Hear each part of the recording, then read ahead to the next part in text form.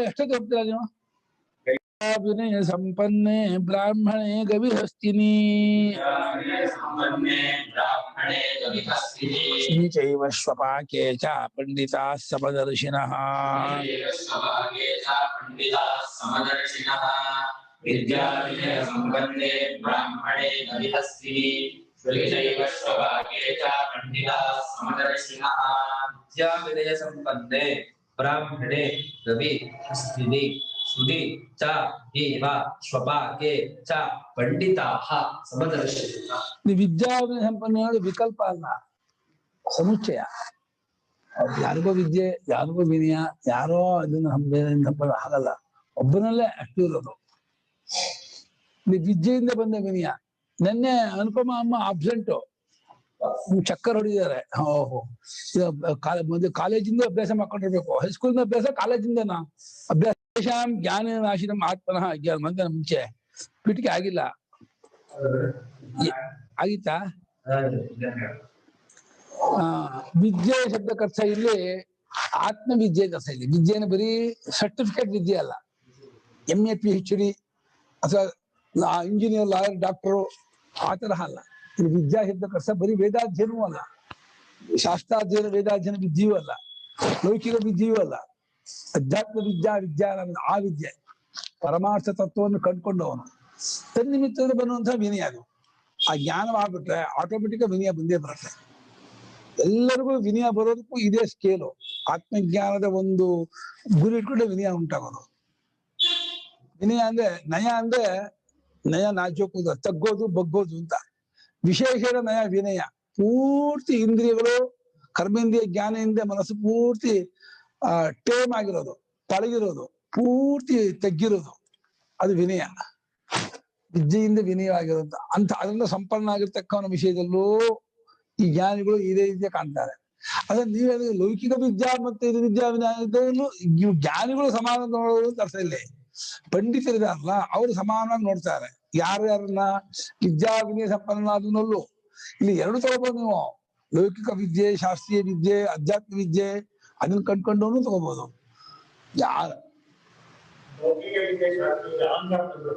ಇರ್ಲಿ ಇವನು ಸಮಾನ ನೋಡ್ತಾನೆ ಲೌಕಿಕ ವಿದ್ಯಾವಂತರು ಶಾಸ್ತ್ರೀಯ ವಿದ್ಯಾವಂತರು ಅಹಂಕಾರವಂತರಾಗಿರ್ತಾರೆ ಷಟ್ಶಾಸ್ತ್ರ ಸಂಪನ್ನ ವೇದಾಧ್ಯಯನ ಸಂಪನ್ನ ಶೌತಾಧ್ಯಯನ ಸಂಪನ್ನ ಆದವನು ಅಭಿಮಾನ ಅಹಂಕಾರಗೊಳಗಾಗಿರ್ತಾನೆ ಅವನನ್ನು ಇವ್ರು ನೋಡೋದು ಒಂದೇ ತರಹ ಅಂತ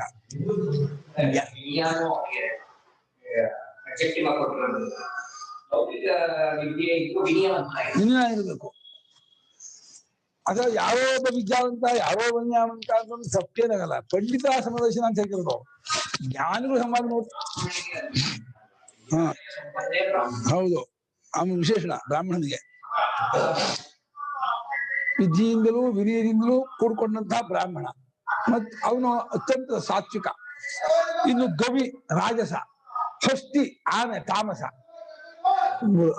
ಸಾತ್ವಿಕ ರಾಜಸ ತಾಮಸ ಪ್ರಾಣಿಗಳಲ್ಲವೂ ಶುನಿ ಶ್ವಪಾಕ ಇವು ತಾಮಸರೇ ಶುನಿಯಿಂದ ನಾಯಿ ಶ್ವಪಾಕ ಅಂದ್ರೆ ಚಂಡಾಲ ಇವರಿಗಿಂತ ಕೀಳು ಹಸುವಿಗಿಂತ ಕೀಳು ನಮಗೆ ಚಂಡಾಲ ಮಾತಾಡ್ತಾನೆ ಮನುಷ್ಯ ಅವನು ಯೋಚನೆ ತಿಳ್ಕೊಳ್ತಾನೆ ಸ್ವಲ್ಪ ಮೇಲಂತೀವಿ ತಾಮಸ ಮಾಡಿದ್ದಾರೆ ಹಸುವನ್ನು ರಾಜಸ ಮಾಡಿದ್ದಾರೆ ಹಸು ಮುಟ್ಬೋದು ಹಾಲು ಕರ್ಕೋಬಹುದು ಉಪಯೋಗಿಸ್ಬೋದು ಅವ್ನ ಏನು ತೊಳ ಹಾಗಿಲ್ಲ ಅವನೇನು ಮುಟ್ಟಾಗಿಲ್ಲ ಅವನು ಏನಕ್ಕೂ ನಾಲಾಯಕು ಅಂತ ಹೇಳಿ ಅವನಿಗೆ ಚಂಡಾಲ ಅವನು ಹೊರಚಾದು ಮಾಡಿದ್ರು ಏನೋಪ್ಪ ಇದು ಚಂಡಾಲ ಅನ್ನೋದು ಸಂಕರ ಜಾತಿಯ ಹೊರ ಚಂಡಾಲ ಜಾತಿ ಇಲ್ಲ ಆಮೇಲೆ ಜಾತಿ ಆಗಿರ್ತದು ಮೂಲತಃ ಚಂಡಾಲ ಜಾತಿ ಅಲ್ಲ ಬ್ರಾಹ್ಮಣ್ಯಾಂ ಶೂದ್ರೇಣ ಉತ್ಪನ್ನ ಚಂಡಾಲ ಬ್ರಾಹ್ಮಣ ಸ್ತ್ರೀಗೆ ಶೂದ್ರ ಪುರುಷನ ಹುಟ್ಟಿದವನು ಚಂಡಾಲಾಗ್ತಾನೆ. ಆದಿಗ ಪರಯ ತಮಿಳಲ್ಲಿ. ಕಾಶಿಯಲ್ಲಿ ಶಂಕರಾಚಾರ್ಯರು ಒಬ್ಬರಿಗೆ ಸ್ನಾನಕ್ಕೆ ಹೋಗ್ಬಿಟ್ರೆ ಚಂಡಾಲ ಅಂತ್ಯವೇಷಧರನ ಶಿವ ಬಂದ ಅಂತ ಅದು ಚಂಡಾಲ ವೇಷ ಬೇಕು ಅಂತ ಶಿವ ಪರೀಕ್ಷೆ ಮಾಡ್ಬೇಕು ಅಂತ ದೂರ ದೂರ ಗಚ್ಚಾದಂದ ಅವೆಲ್ಲ ಅನ್ನಮಯಾದನ್ನಮಯಂ ಅಥವಾ ಚೈತನ್ಯಮೇವ ಚೈತನ್ಯಂ ದ್ವಿಜವರ ದೂರೀಕರ್ತಂ ಕಿಂ ವಾಂಚಸಿ ಬ್ರೂಹಿ ಗಚ್ಚ ಗಚ್ಚೇತಿ ಅಂತ. ಅನ್ನಮಯದಿಂದ ಅನ್ನಮಯ ದೂರ ಹೋಗುವಂತಿದೆಯೋ, ಚೈತನ್ಯದಿಂದ ಚೈತನ್ಯ ದೂರ ಹೋಗುವಂತ ಹೇಳ್ತಾ ಇದೆಯೋ ಹೇಳು ಬ್ರಾಹ್ಮಣ, ಯಾವ್ದು ನೀನ್ ಹೇಳ್ತಾ ಇದೀಯಾ ಅಂತ ಶಿವನ. ಕಿಂ ಗಂಗಾಂಬುನಿ ಬಿಂಬಿತೇಂಬರಮಣೋ ಚಂಡಾಲ ವಾಟೀಪಯ ದೂರೇ ಕಾಂತರಮಸ್ತಿದೆಯೋ. ಗಂಗಾ ನದಿಯಲ್ಲಿ ಸೂರ್ಯ ಪ್ರತಿಬಿಂಬ, ಚಂಡಾಲನ ಮನೆಯ ಬಾಯಿಗೆ ಸೂರ್ಯ ಪ್ರತಿಬಿಂಬ. ಆ ಸೂರ್ಯ ಪ್ರತಿಬಿಂಬದಲ್ಲಿ ಏನೋ ವ್ಯತ್ಯಾಸ ಇದೆಯಾ? ಗಂಗಾ ನದಿಯಲ್ಲಿ ಬಿದ್ದಂತ ಸೂರ್ಯ ಪ್ರತಿಬಿಂಬ ಬಹಳ ಶ್ರೇಷ್ಠ, ಚಂಡಾಲನ ಮನೆ ಬಾವಿಯಲ್ಲಿ ಬಿದ್ದದ್ದು ನಿಕೃಷ್ಟ. ಹಾಗಿದೆಯೋ? ಚಂಡಾಲನ ಹೃದಯದಲ್ಲೂ ಇದೇ ಪರಮಾತ್ಮ ತೋರಿಸಿರೋದು, ಶ್ರೋತ್ರಿಯ ಬ್ರಾಹ್ಮಣನ ಹೃದಯದಲ್ಲೂ ಇದೇ ಭಗವಂತ ಪರಮಾತ್ಮ ಹೃದಯ. ಏನ್ ವ್ಯತ್ಯಾಸ? ಇದು ಅನ್ನಮಯ, ಎಲ್ಲ ಅನ್ನ ವಿಕಾರವೇ.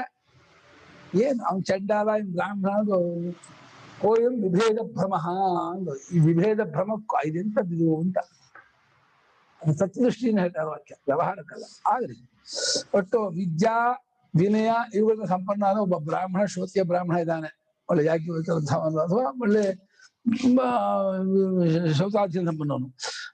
ಗವಿ, ಆನೆ, ಹಸ್ತಿ, ಗವಿನ ಹಸು, ಆನೆ, ಹಸ್ತಿದ ಆನೆ, ಶುನಿ, ನಾಯಿ, ಶಪಾಕ ಅಂದ್ರೆ ನಾಯಿ, ಚಂಡಾಲ.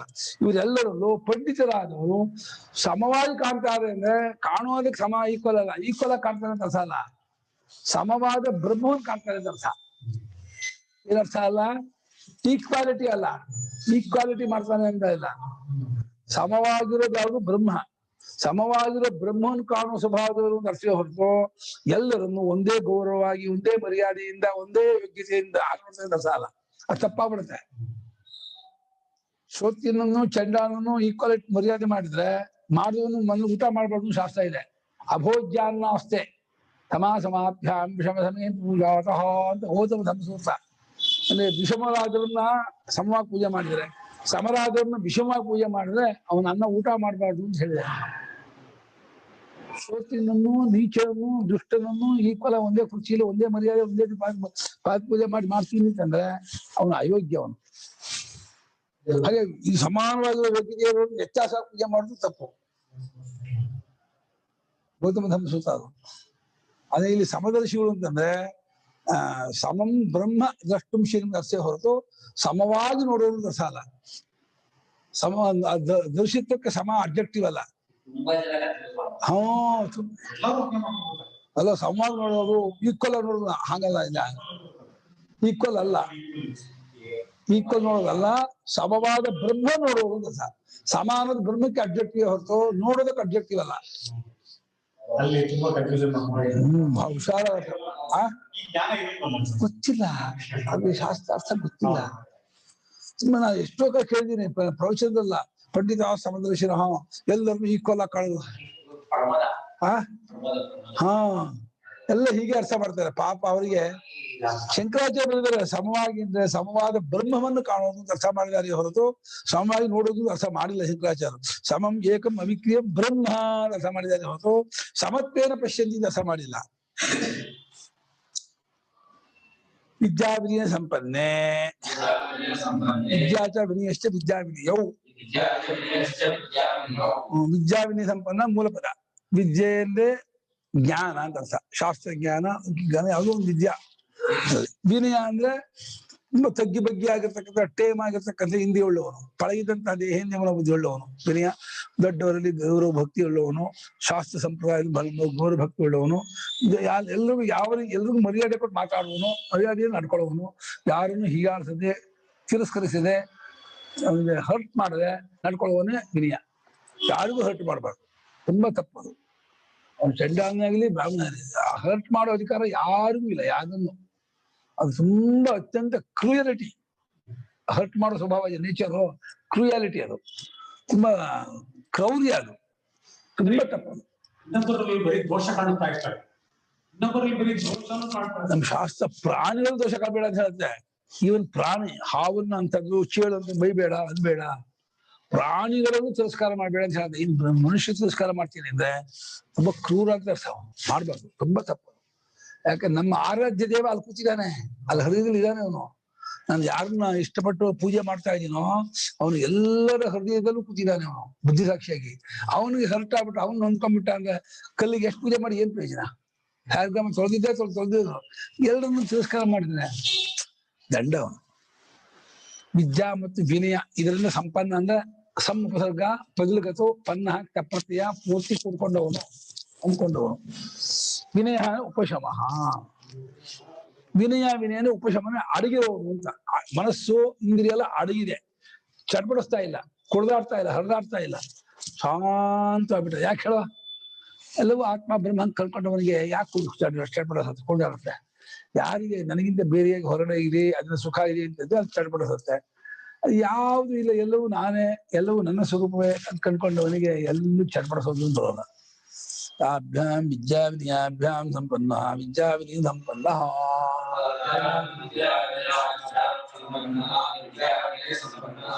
ಅವುಗಳಿಂದ ಅಂದ್ರೆ ವಿದ್ಯಾ ವಿನಯಗಳಿಂದ ಸಂಪನ್ನ ಕೂಡ್ಕೊಂಡವನೇ ವಿದ್ಯಾ ವಿನಯ ಸಂಪನ್ನನು. ವಿದ್ಯೆ ಮತ್ತು ವಿನಯಗಳಿಂದ ಪೂರ್ತಿ. ಎಷ್ಟು ತುಂಬಿದ ಕೊಡ ತುಳ್ಕೊಳ್ಳೋದು ಅಂತ ಗಾದೆ. ತುಂಬಿದ ಕೊಡ ಇದೆಯಲ್ಲ ಅದು ತುಳ್ಕೊಳ್ಳೋದು. ಅರ್ಧ ಕೊಡ ಪಳ ಶಬ್ದ ಮಾಡುತ್ತೆ, ಅರ್ಧ ಕೊಡ ಇದಾಗುತ್ತೆ. ತುಂಬಿದ ಕೊಡ ಗಂಭೀರವಾಗಿರುತ್ತೆ. ಹಂಗಿರ್ಬೇಕು, ಎಲ್ಲವೂ ತಿಳ್ಕೊಬೇಕಂತೆ. ಏನು ಗೊತ್ತಿದೆ ಇರ್ಬೇಕಂತೆ. ಪಾಂಡಿತ್ಯ ನಿರ್ವಿದ್ಯ ಬಾಲ್ಯ ನಾಮ ಶಿಶುತ್ವಂ. ಹಾಗೂ ಅರ್ಥ ಪೂರ್ತಿ ಎಲ್ಲರೂ ತಿಳ್ಕೊಂಡ್ಬಿಟ್ಟು ಮಗು ಹಾಗೆ ಇರ್ಬೇಕಂತೆ. ನಿಂಗೇನು ಮಗು ಹೇಗೆ ಏನು ಗೊತ್ತಿಲ್ಲ ಅನ್ನೋ ಹಾಗೆ ಇದೆಯೋ ಆ ರೀತಿ ಎಲ್ಲವನ್ನೂ ತಿಳ್ಕೊಂಡಿರ್ಬೇಕಂತೆ. ಮತ್ತೆ ಪ್ರಪಂಚದಿಗೆ ಅಪ್ರಕಟಿತ ದಂಭ ದರ್ಪ ಅಹಂಕಾರಾದಿಮಾನ್ ವಿದ್ಯಾ ವಿನಯಾದಿಮಾನ್. ಏನು ವೇದಾಧ್ಯಯನ ಗೊತ್ತಿದೆ, ಶಾಸ್ತ್ರ ಏನ್ ತೋರಿಸ್ಕೋಬಾರ್ದು. ನಾನದಲ್ಲಿ ನಮ್ಮ ಹಿಂದಿನಲ್ಲಿ ನರಸಿಂಹಮೂರ್ತಿಗಳು ಅಂತ ವಿದ್ಯಾರ್ಥಿ ಅವರು ವೇದಾಧ್ಯಯನ ಪೂರ್ಣ ಮಾಡಿದ್ರು. ಆಮೇಲೆ ಪ್ರಸ್ಥಾನ ಭಾಷೆ ಓದಿದ್ರು, ವ್ಯಾಕರಣ ಪೂರ್ತಿ ಓದಿದ್ರು, ಮೀಮಾಂಸೆ ಓದಿದ್ರು, ಧರ್ಮಶಾಸ್ತ್ರ ಓದಿದ್ರು. ಯಾವುದನ್ನೇ ಆಗಲಿ ಅವ್ರ ಹತ್ರ ಕೇಳಿದವರು ಏನ್ ಮಾಡಿದ್ರು ಹೇಳ್ತಿರ್ಲಿಲ್ಲ, ಮಾತಾಡ್ತಾ ಇರ್ಲಿ. ನಾನು ಚರ್ಚೆ ಆಗ್ತಿದ್ ಬರ್ತಿದ್ದೆ, ಸುಮ್ಮನೆ ಕೇಳ್ತಿದ್ರು. ಏನು ಚರ್ಚೆ ಮಾಡ್ಲಿ, ಏನೋ ಹೇಳ್ತಿದ್ರು ಮಾಮೂಲಿ. ಒಂದು ಮಾತಾಡಿದ್ರ ಶಾಸ್ತ್ರಿಗಳೇ ಏನು ನಿಮ್ಮ ಅಭಿಪ್ರಾಯ ಇದ್ರ ಬಗ್ಗೆ ಅಂದಾಗ ಅವು ನಂಗೆ ಹಿಂಗ ಅನ್ನತ್ತೆ, ನಂಗೆ ಹಿಂಗ ತೋರ್ಸತ್ತಪ್ಪ, ನೋಡು ನಂಗೆ ಹೀಗೆ ಅನ್ಸತ್ತಪ್ಪ, ನಂಗೆ ಹೀಗೆ ತೋರ್ಸತ್ತೆ, ನೋಡಿ ನೀವು ವಿಚಾರ ಮಾಡಿ ತೀರ್ಮಾನ ಮಾಡಿ, ನನ್ ಬುದ್ಧಿಗೆ ಈ ರೀತಿ ಅರ್ಪಿಸ್ತಾ ಇದೆ ನೋಡು, ಅದು ಕರೆಕ್ಟ್ ಆಗಿರ್ತದೆ ಅವ್ರು ಹೇಳೋ.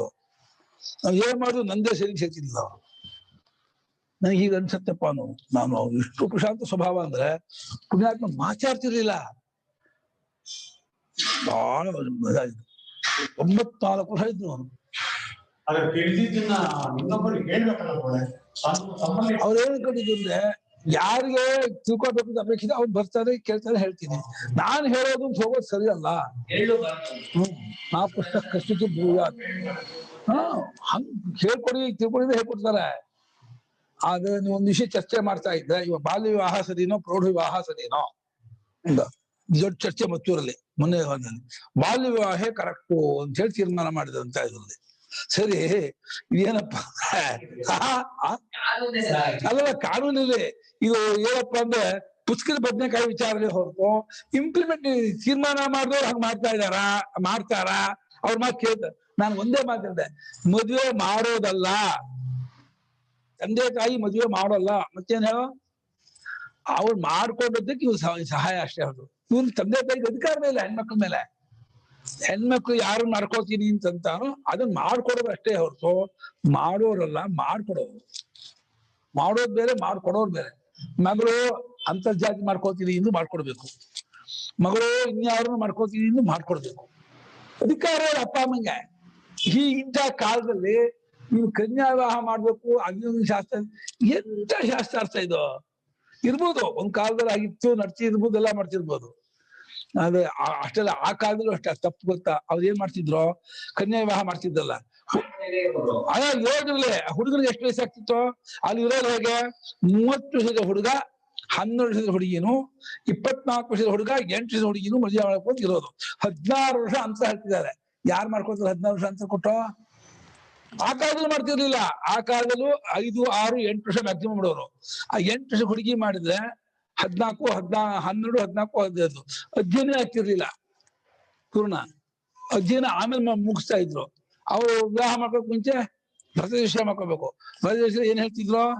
ಅಗ್ನೇ ವರ್ಧಪದೆ ಭ್ರತಮಚಾರಿಷಂ, ವಾಯೋ ವರ್ಧಪದೆ ಭ್ರತಮಚಾರಿಷಂ, ಆದಿತ್ಯ ಹೇಳು ಸೌಮ್ಯಂ ಭ್ರತಮಚಾರಿಷಂ, ರಾಜ ಪತಿಮತು, ಆಮೇಲೆ ಸೌಮ್ಯಂ ಭ್ರತಮಚಾರಿಷಂ, ಆಗ್ನೇಯಂ ಭ್ರತಮಚಾರಿಷಂ. ಎಲ್ಲೇ ಸುಳ್ಳು ಹೇಳ್ತಿದ್ದೆ ಅಗ್ನಿ ಮುಂದೆ? ಅಧ್ಯಯನ ಆಗಿಲ್ಲ. ಅಗ್ನಿ ಸುಳ್ಳು ಹೇಳ್ಕೊಂಡು ಮದುವೆ ಮಾಡ್ಕೋತೀಯ ನೀನ? ಎಲ್ಲರೂ ಸುಳ್ಳು ಹೇಳಿ ಮದುವೆ ಮಾಡ್ಕೊಂಡಿರೋದು. ಅಧ್ಯಯನ ಮಾಡಿ ಎಲ್ಲ ಮದುವೆ ಆಗಿದ್ದಾರೆ. ಅಧ್ಯಯನ ಎಲ್ಲ ಮುಗ್ದೆ ಬಾಲ್ಯ ವಿವಾಹ ಮಾಡಿದ್ರೆ ಅಧ್ಯಯನ ಪೂರ್ತಿ ಆಗ್ತಿತ್ತು. ಈ ಶಾಸ್ತ್ರಾರ್ಥ ಜ್ಞಾನ ಇಲ್ಲ. ಏನೋ ಮಾಡ್ತಿದ್ರು ಅವ್ರು. ಏನೋ ಕನ್ಯಾ ವಿವಾಹ ಮಾಡ್ಬೇಕು ಅಂತ ಬಂದು ಹಿಡ್ಕೊಂಡಿದ್ದೆ ಹೊರತು ಪುರುಷನಿಗೆ ಸಮಾವರ್ತನೆ ಆಗಿರ್ಬೇಕು, ಅವನು ಸ್ನಾತಕನಾಗ್ಬೇಕು, ವಿದ್ಯಾವಂತನಾಗ್ಬೇಕು, ಆಮೇಲೆ ಅದನ್ನ ಇಟ್ಕೊಂಡಿರ್ಲಿಲ್ಲ. ಅದು ಶಾಸ್ತ್ರಾರ್ಥವೇ ಮಾಡ್ತಿದ್ದೆ. ಹಿಂದಿನ ಕಾಲದ ಮದುವೆಯಲ್ಲಿ ಅದು ಕನ್ಯಾ ವಿವಾಹ ಒಂದು ಆಗ್ರಹ ಇಟ್ಕೊಂಡಿದ್ದೆ ಹೊರತು ಆಮೇಲೆ ಅಷ್ಟೇ ಅಲ್ಲ, ಎಷ್ಟು ಘೋರ ಹಿಂದಿನ ಕಾಲದಲ್ಲಿ ಹೆಣ್ಮಕ್ಳಿಗೆ ವಿದ್ಯಾಭ್ಯಾಸನ ಕೊಡಿಸ್ತಿರ್ಲಿಲ್ಲ. ಅದಷ್ಟು ಘೋರ ಇನ್ನೊಂದಿಲ್ಲ. ತುಂಬಾ ತಪ್ಪದು. ಹೆಣ್ಮಕ್ಳಿಗೆ ವಿದ್ಯಾಭ್ಯಾಸ ಕೊಡೋಣ ಅಂತಂದ್ರೆ ಅದನ್ನ ದನ ತರ ಇಟ್ಕೊಂಡ್ಬಿಟ್ಟಿದ್ರು. ಹೆಣ್ಮಕ್ಳು ಅಂದ್ರೆ ಕೊಟ್ಟಿರೋ ದನ ಹೇಗ, ಮನೆ ಒಳಗಿರೋ ದನ ಇದರಿಂದ ಅವ್ನು ಕೆಲಸ ಮಾಡಿ ದುಡಿಯಕ್ಕೆ ಅನ್ಕೊಂಡಿದ್ದೆ ಹೊರತು ಅವ್ರಿಗೆ ಯಾವ ಒಂದು ಧರ್ಮಶಾಸ್ತ್ರವಾಗಲಿ, ಒಂದು ವಿದ್ಯಾಭ್ಯಾಸವಾಗಲಿ, ಸಂಸ್ಕೃತವಾಗಲಿ ಏನು ಪಾಠ ಮಾಡೋದು. ಹಂಗಾಗಿ ಎಲ್ಲರೂ ಆಂಗ್ಲ ವಿದ್ಯಾಭ್ಯಾಸಕ್ಕೆ ಹೋದ್ರು, ಕೆಲಸಕ್ಕೆ ಹೋದ್ರು. ಇದೊಂದು ರೀತಿ ರಿವೆಂಜ್ ತಗೊಂಡವರು. ಕರೆಕ್ಟ್ ಆಯ್ತು ಮಾಡಿದ್ವಿ. ನೀವು ಮಾಡಿದ್ದಕ್ಕೆ ಇದು ತಪ್ಪು. ಯಾವಾಗ ಹೆಣ್ಮಕ್ಳಿಗೆ ವಿದ್ಯಾಭ್ಯಾಸ ಕೊಡ್ಲಿಲ್ಲ, ಹೆಣ್ಮಕ್ಳಿಗೆ ಶಾಸ್ತ್ರ ಏನ್ ಹೇಳುತ್ತೆ? ಪತಿ ಆದವನೇ ವಿದ್ಯಾವಂತನಾದವನು ಅವ್ 8 ವರ್ಷ 9 ವರ್ಷ ಮದುವೆ ಮಾಡ್ಕೊಂಡ್ರೆ 20 ವರ್ಷದವರೆಗೂ ವಿದ್ಯಾಭ್ಯಾಸ ಮಾಡಿಸ್ಬೇಕಂತೆ. 12 ವರ್ಷಗಳ ವಿದ್ಯಾಭ್ಯಾಸ. ಆಮೇಲೆ ಸಂತಾನಕ್ಕಾಗಿ ಅವ್ರ ಜೊತೆ ಸೇರ್ಬೇಕು ಅಂತ ಹೇಳೋರು ಶಾಸ್ತ್ರ. ಆಕೆನ 18, 20 ವರ್ಷ ಮುಟ್ಟಾಗಿಲ್ಲ ನೀನು.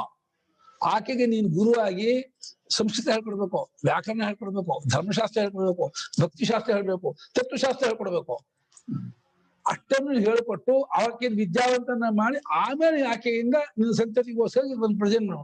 ಯಾಕಂದ್ರೆ ಆ ಮಗುವಿಗೆ ತಾಯಿಯ ತಾನೇ ಗುರು ಆಗೋದು. ಮುಂದೆ ಈ ತಾಯಿಗೆ ವಿದ್ಯಾಭ್ಯಾಸ ಕೊಡದೆ ಹೋದ್ರೆ ಅದಂತ ಗುರು ಆಗ್ತಾಳೆ ಅವಳು ಮಗುವಿಗೆ. ಎಲ್ಲ ಅಸ್ತವ್ಯಸ್ತ ಹಿಂದಿನ. ಸರಿ ಇಲ್ಲ ಹಿಂದಿನ ಕಾಲದ ಇದು. ತುಂಬಾ ಕೊಳಕುಶಾಲ ಗೊತ್ತಾ ಹಿಂದಿನ ಕಾಲದವರು. ತುಂಬಾ ಹಲ್ಲೇ ಉತ್ತಿರ್ಲಿಲ್ಲ ಅವರು. ಬಟ್ಟೆಲಿ ಹೀಗೆ ಕಿಕ್ಕೊಂಡ್ಬಿಡೋರು. ಅವ್ರ ಬಟ್ಟೆಯೋ ಕೊಳಕ್ ಬಟ್ಟೆ. ಆಮೇಲೆ ಮನೆ ಮುಂದೆ ಹೊಲಸು ಮಾಡೋದು, ಕಕ್ಕಸಿಲ ಆಕಾರದಲ್ಲಿ ಮನೆ ಮುಂದೆ ಹೊಲಸು ಮಾಡ್ಬಿಡೋರು. ಯಾರು ಗುರುಗಳೇ ನೀವ್ ಹೇಳ್ತಾ ಇರೋದು? ಹಿಂದಿನ ಕಾಲದ ಹೇಗಿತ್ತು ಅಂತ ವ್ಯವಸ್ಥೆ. ಹಳ್ಳಿಯಲ್ಲಿ ಹಿಂದಿನ ಕಾಲದವರು ಹಳ್ಳಿ ಕಡೆಯಲ್ಲಿ ಯಾವ ರೀತಿ ಜೀವನ ಇತ್ತು ಅಂತ. ಯಾರು ಗುರುಗಳು? ಹಳ್ಳಿ ಕಡೆ ಎಲ್ಲಾ ಬ್ರಾಹ್ಮಣರು ಹಾಗೆ ಇದ್ರು ಹಿಂದಿನ ಕಾಲದಲ್ಲಿ. ಒಂದೂರಲ್ಲ, ಎಲ್ಲರೂ ಹಾಗೆ ಇದ್ದಿದ್ದು. ವಿದ್ಯಾ ವಿನಯದಿಂದ ಸಂಪನ್ನನಾಗಿರ್ತಕ್ಕವನು. ವಿದ್ವಾನ್ ವಿನೀತಶ್ಚ ಯೋ ಬ್ರಾಹ್ಮಣ ತಸ್ಮಿನ್ ಬ್ರಾಹ್ಮಣೇ. ವಾಕ್ಯ ಹಾಕಿ. ವಿದ್ವಾಂಸನು ವಿನೀತನು ಆಗಿರ್ತಕ್ಕಂತಹ ಬ್ರಾಹ್ಮಣ ಯಾರೋ ಆ ಬ್ರಾಹ್ಮಣನಲ್ಲೂ ಕಾಮ ಬೇಡ. ವಾಕ್ಯ ಹಾಕಬೇಡಿ, ವಾಕ್ಯ ಬೆಷ್ಟು. ಆಮೇಲೆ ಗವಿ ಹಸ್ತಿನಿ ಶುನಿ ಚೈವ ಶಪಾಕೇಚ ಪಂಡಿತ ಸಮದರ್ಶನ. ಗವಿ ಇನ್ನೇನೋ ಹಸುವಿನಲ್ಲಿ ಯಾವ ಶಬ್ದ ಅದು? ಔಕಾರ ಅಂತ ಓಕಾರ ಅಂತವ. ಔ ಗೌ ಶಬ್ದ. ಗೌಹು ಗಾವು ಗಾವ. ಗೋ ಓಕಾರ ಅಂತವ. ಗೌಹು ಅವು ಯಾವಂತ? ಹಸುವಿನ ಸಪ್ತಮಿ. ಇಲ್ಲಿ ಪುಲ್ಲಿಂಗ ಉಂಟು, ಸ್ತ್ರೀಲಿಂಗ ಉಂಟು. ಅದು ಗೌಹು ಗಾವು ಗಾವಹ. ಹಸು ಉಂಟು, ಎತ್ತು ಉಂಟು ಅರ್ಥ. ಎತ್ತಾದ ಪುಲ್ಲಿಂಗ, ಹಸುವಾದ ಸ್ತ್ರೀಲಿಂಗ.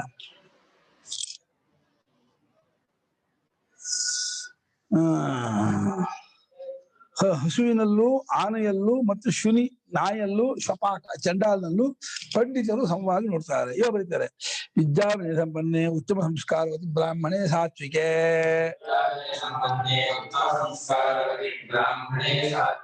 ಮಧ್ಯಮಾಯಾಂಚ ರಾಜಸ್ಯಾಂ ಗವಿ ಸಂಸ್ಕಾರಹೀನಾಯಾಂ ಕಾಮ ಅತ್ಯಂತಮೇವ ಕೇವಲ ತಾಮಸೆ ಹಸ್ತ್ಯಾದೌಚ. ಅದು ಆದಿ ಹಾಕ್ಬಿಟ್ಟು ಹಸ್ತ್ಯಾದಿ. ಹಸ್ತಿ ಶುನಿ ಶಪಾಕ ಅದು ಆದಿ. ರಾಜಸಕ್ಕೂ 1, ಸಾತ್ವಿಕಕ್ಕೂ 1, ತಾಮಸಕ್ಕೂ 3. ತಾಮಸ ಗುಣದ ಪ್ರಾಣಿ 3 ಜನ: ಆನೆ, ನಾಯಿ, ಚಂಡಾಲ ತಾಮಸದವರು. ರಾಜಸದ್ದು ಹಸು, ಸಾತ್ವಿಕದ್ದು ಬ್ರಾಹ್ಮಣ. ಹಂಗ ಮಾಡ್ತಾ ಇದ್ದಾರೆ.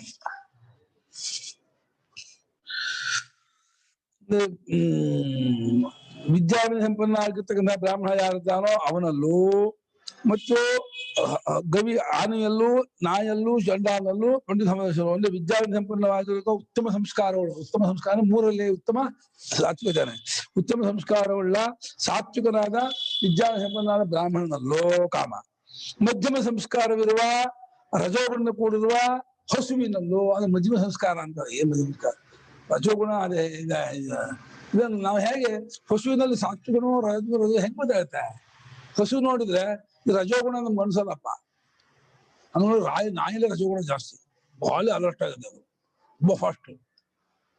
ನಾಯಲ್ಲಿರ್ತಕ್ಕಂಥ ಒಂದು ರಜೋಗುಣ ಹಸುವಿನಲ್ಲಿ ಅಷ್ಟು ಬೇಗ ನಮ್ ನಾಗರಾಜ ಇರ್ತೀನಿ. ಗುರುಗಳೇ, ಇಲ್ಲಿ ಹಸ್ತಾದವು ಅಂದ್ರೆ ಎಕ್ಸೆಟ್ರಾ ಅಂತ ತಗೋಬಹುದಾ, ಅಥವಾ ಅಲ್ಲಿರೋದೇ 2 ಉಳಿದಿದ್ದು 2 ಅಂತ ತಗೋಬೇಕಾ ಗುರುಗಳೇ? ಯಾವ್ದಕ್ಕೆ ಹಸ್ತಾದವು? ಹಸ್ತಾದವು ಅಲ್ಲ, ಇದು ಹೌದು ಹಸ್ತಾದವು ಅಂತ ಇದೆಯಲ್ಲ. ಇಲ್ಲಿ ಹೇಳೋದು 3 ತಗೋಬಹುದು, ಬೇಕಾದ್ರೆ ತಗೋಬಹುದು. ಅಲ್ಲ, ಬೇರೆ ತಗೊಳ್ಬಹುದು ಅನ್ನೋ ತರ ಇದ್ದಾಗಿದೆ ನನಗನ್ಸೋದು. ಹೇಳ್ಬೋದು ಆನೆ ಎಕ್ಸೆಟ್ರಾ ಅಂತ. ಹೌದು, ಆನೆ, ನಾಯಿ, ಇಲ್ಲಿ ಚಂಡಾಲ, ಈ ಹೆಬ್ಬಾವು ತಗೋಬಹುದು. ಇನ್ ಬೇರೆ ತಾಮಸವಾಗಿರ್ತಕ್ಕಂಥ ಆನೆ ತಗೋಬಹುದು, ಇನ್ನೇನು ಇದು ತಗೋಬಹುದು. ಅಲ್ಲ, ಇಲ್ಲಿ ಕೊಟ್ಟಿರೋದೇ ಅಲ್ದೇಲೇನೆ, ಕೊಟ್ಟಿರೋದು ಅದೇ ಗುಂಪಿಗೆ ಸೇರಿದೆ ಅನ್ನೋದು ಅಲ್ದೇಲೇನೆ ಆಗಲ್ವಾ ಗುರುಗಳೇ? ಸಾತ್ವಿಕಕ್ಕೂ ಅಷ್ಟೇ, ಸಾತ್ವಿಕರಾಗಿರ್ತಕ್ಕಂಥ ಮನುಷ್ಯರು ತಗೋಬಹುದು. ಬ್ರಾಹ್ಮಣ ಸಾತ್ವಿಕರಾದವ್ರು ಯಾರ್ಯಾರಿದ ಅವರೆಲ್ಲ ಸಾತ್ವಿಕ ತಗೊಳ್ಳಿ. ಹಾಗೆ ರಜೋಗುಣ ಕೂಡ್ಕೊಂಡಂತ ಮನುಷ್ಯರು ಇರ್ಬೋದು, ರಾಕ್ಷಸ ಇರ್ಬೋದು, ಹಸುರು ಇರ್ಬೋದು, ಯಾರಾದ್ರೂ ಇರ್ಬೋದು ತಗೋಬಹುದು. ತಾಮಸ ಆಗಿರ್ತಕ್ಕಂಥ ಬ್ರಾಹ್ಮಣರು ತಾಮಸ ಇದ್ದಾರೆ. ಬ್ರಾಹ್ಮಣರೆಲ್ಲ ಸಾತ್ವಿಕ ಅಂತ ಅನ್ಕೋಬೇಡಿ. ಬ್ರಾಹ್ಮಣರು ಇದ್ದಾರೆ, ಆಮೇಲೆ ಕ್ಷತ್ರಿಯರು ತಾಮಸ, ಎಲ್ಲಾ ಜಾತಿಯಲ್ಲೂ ಎಲ್ಲಾ ಗುಣದ ಜನರು ಇದ್ದಾರೆ. ಆಮೇಲೆ ಒಬ್ಬನೇ 3 ಗುಣದವನು ಆಗ್ತಾರೆ. ಒಬ್ಬನೇ ಯಾವಾಗ ಸಾತ್ವಿಕರಾಗಿರಲ್ಲ. ಒಬ್ಬ ಮನುಷ್ಯನೇ ಒಂದ್ ಕಾಲದಲ್ಲಿ ಸಾತ್ವಿಕ ಆದ, ಇನ್ನೊಂದು ಕಾಲ ರಾಜ ಸಾತ್ವಿಕ ತಾಮಸ ಆಗ್ತಾನೆ. ಅದರಿಂದ ಗುಣಗಳು ಚಲರೂಪ, ಅದು ಏಕರೂಪ ಅಲ್ಲ, ಬದಲಾವಣೆ ಆಗ್ತಾನೇ ಇರುತ್ತೆ. ಅದು ಆಹಾರದಿಂದ ಆಗತ್ತೆ, ವಾತಾವರಣದಿಂದ ಆಗತ್ತೆ, ಆರೋಗ್ಯಾದಿಗಳಿಂದ ಆಗತ್ತೆ, ಪರಿಸರದಿಂದ ಆಗತ್ತೆ, ಅನೇಕ ಕಾರಣದಿಂದ ಗುಣಗಳು ಬದಲಾವಣೆ ಆಗ್ತಾನೇ ಇರುತ್ತೆ.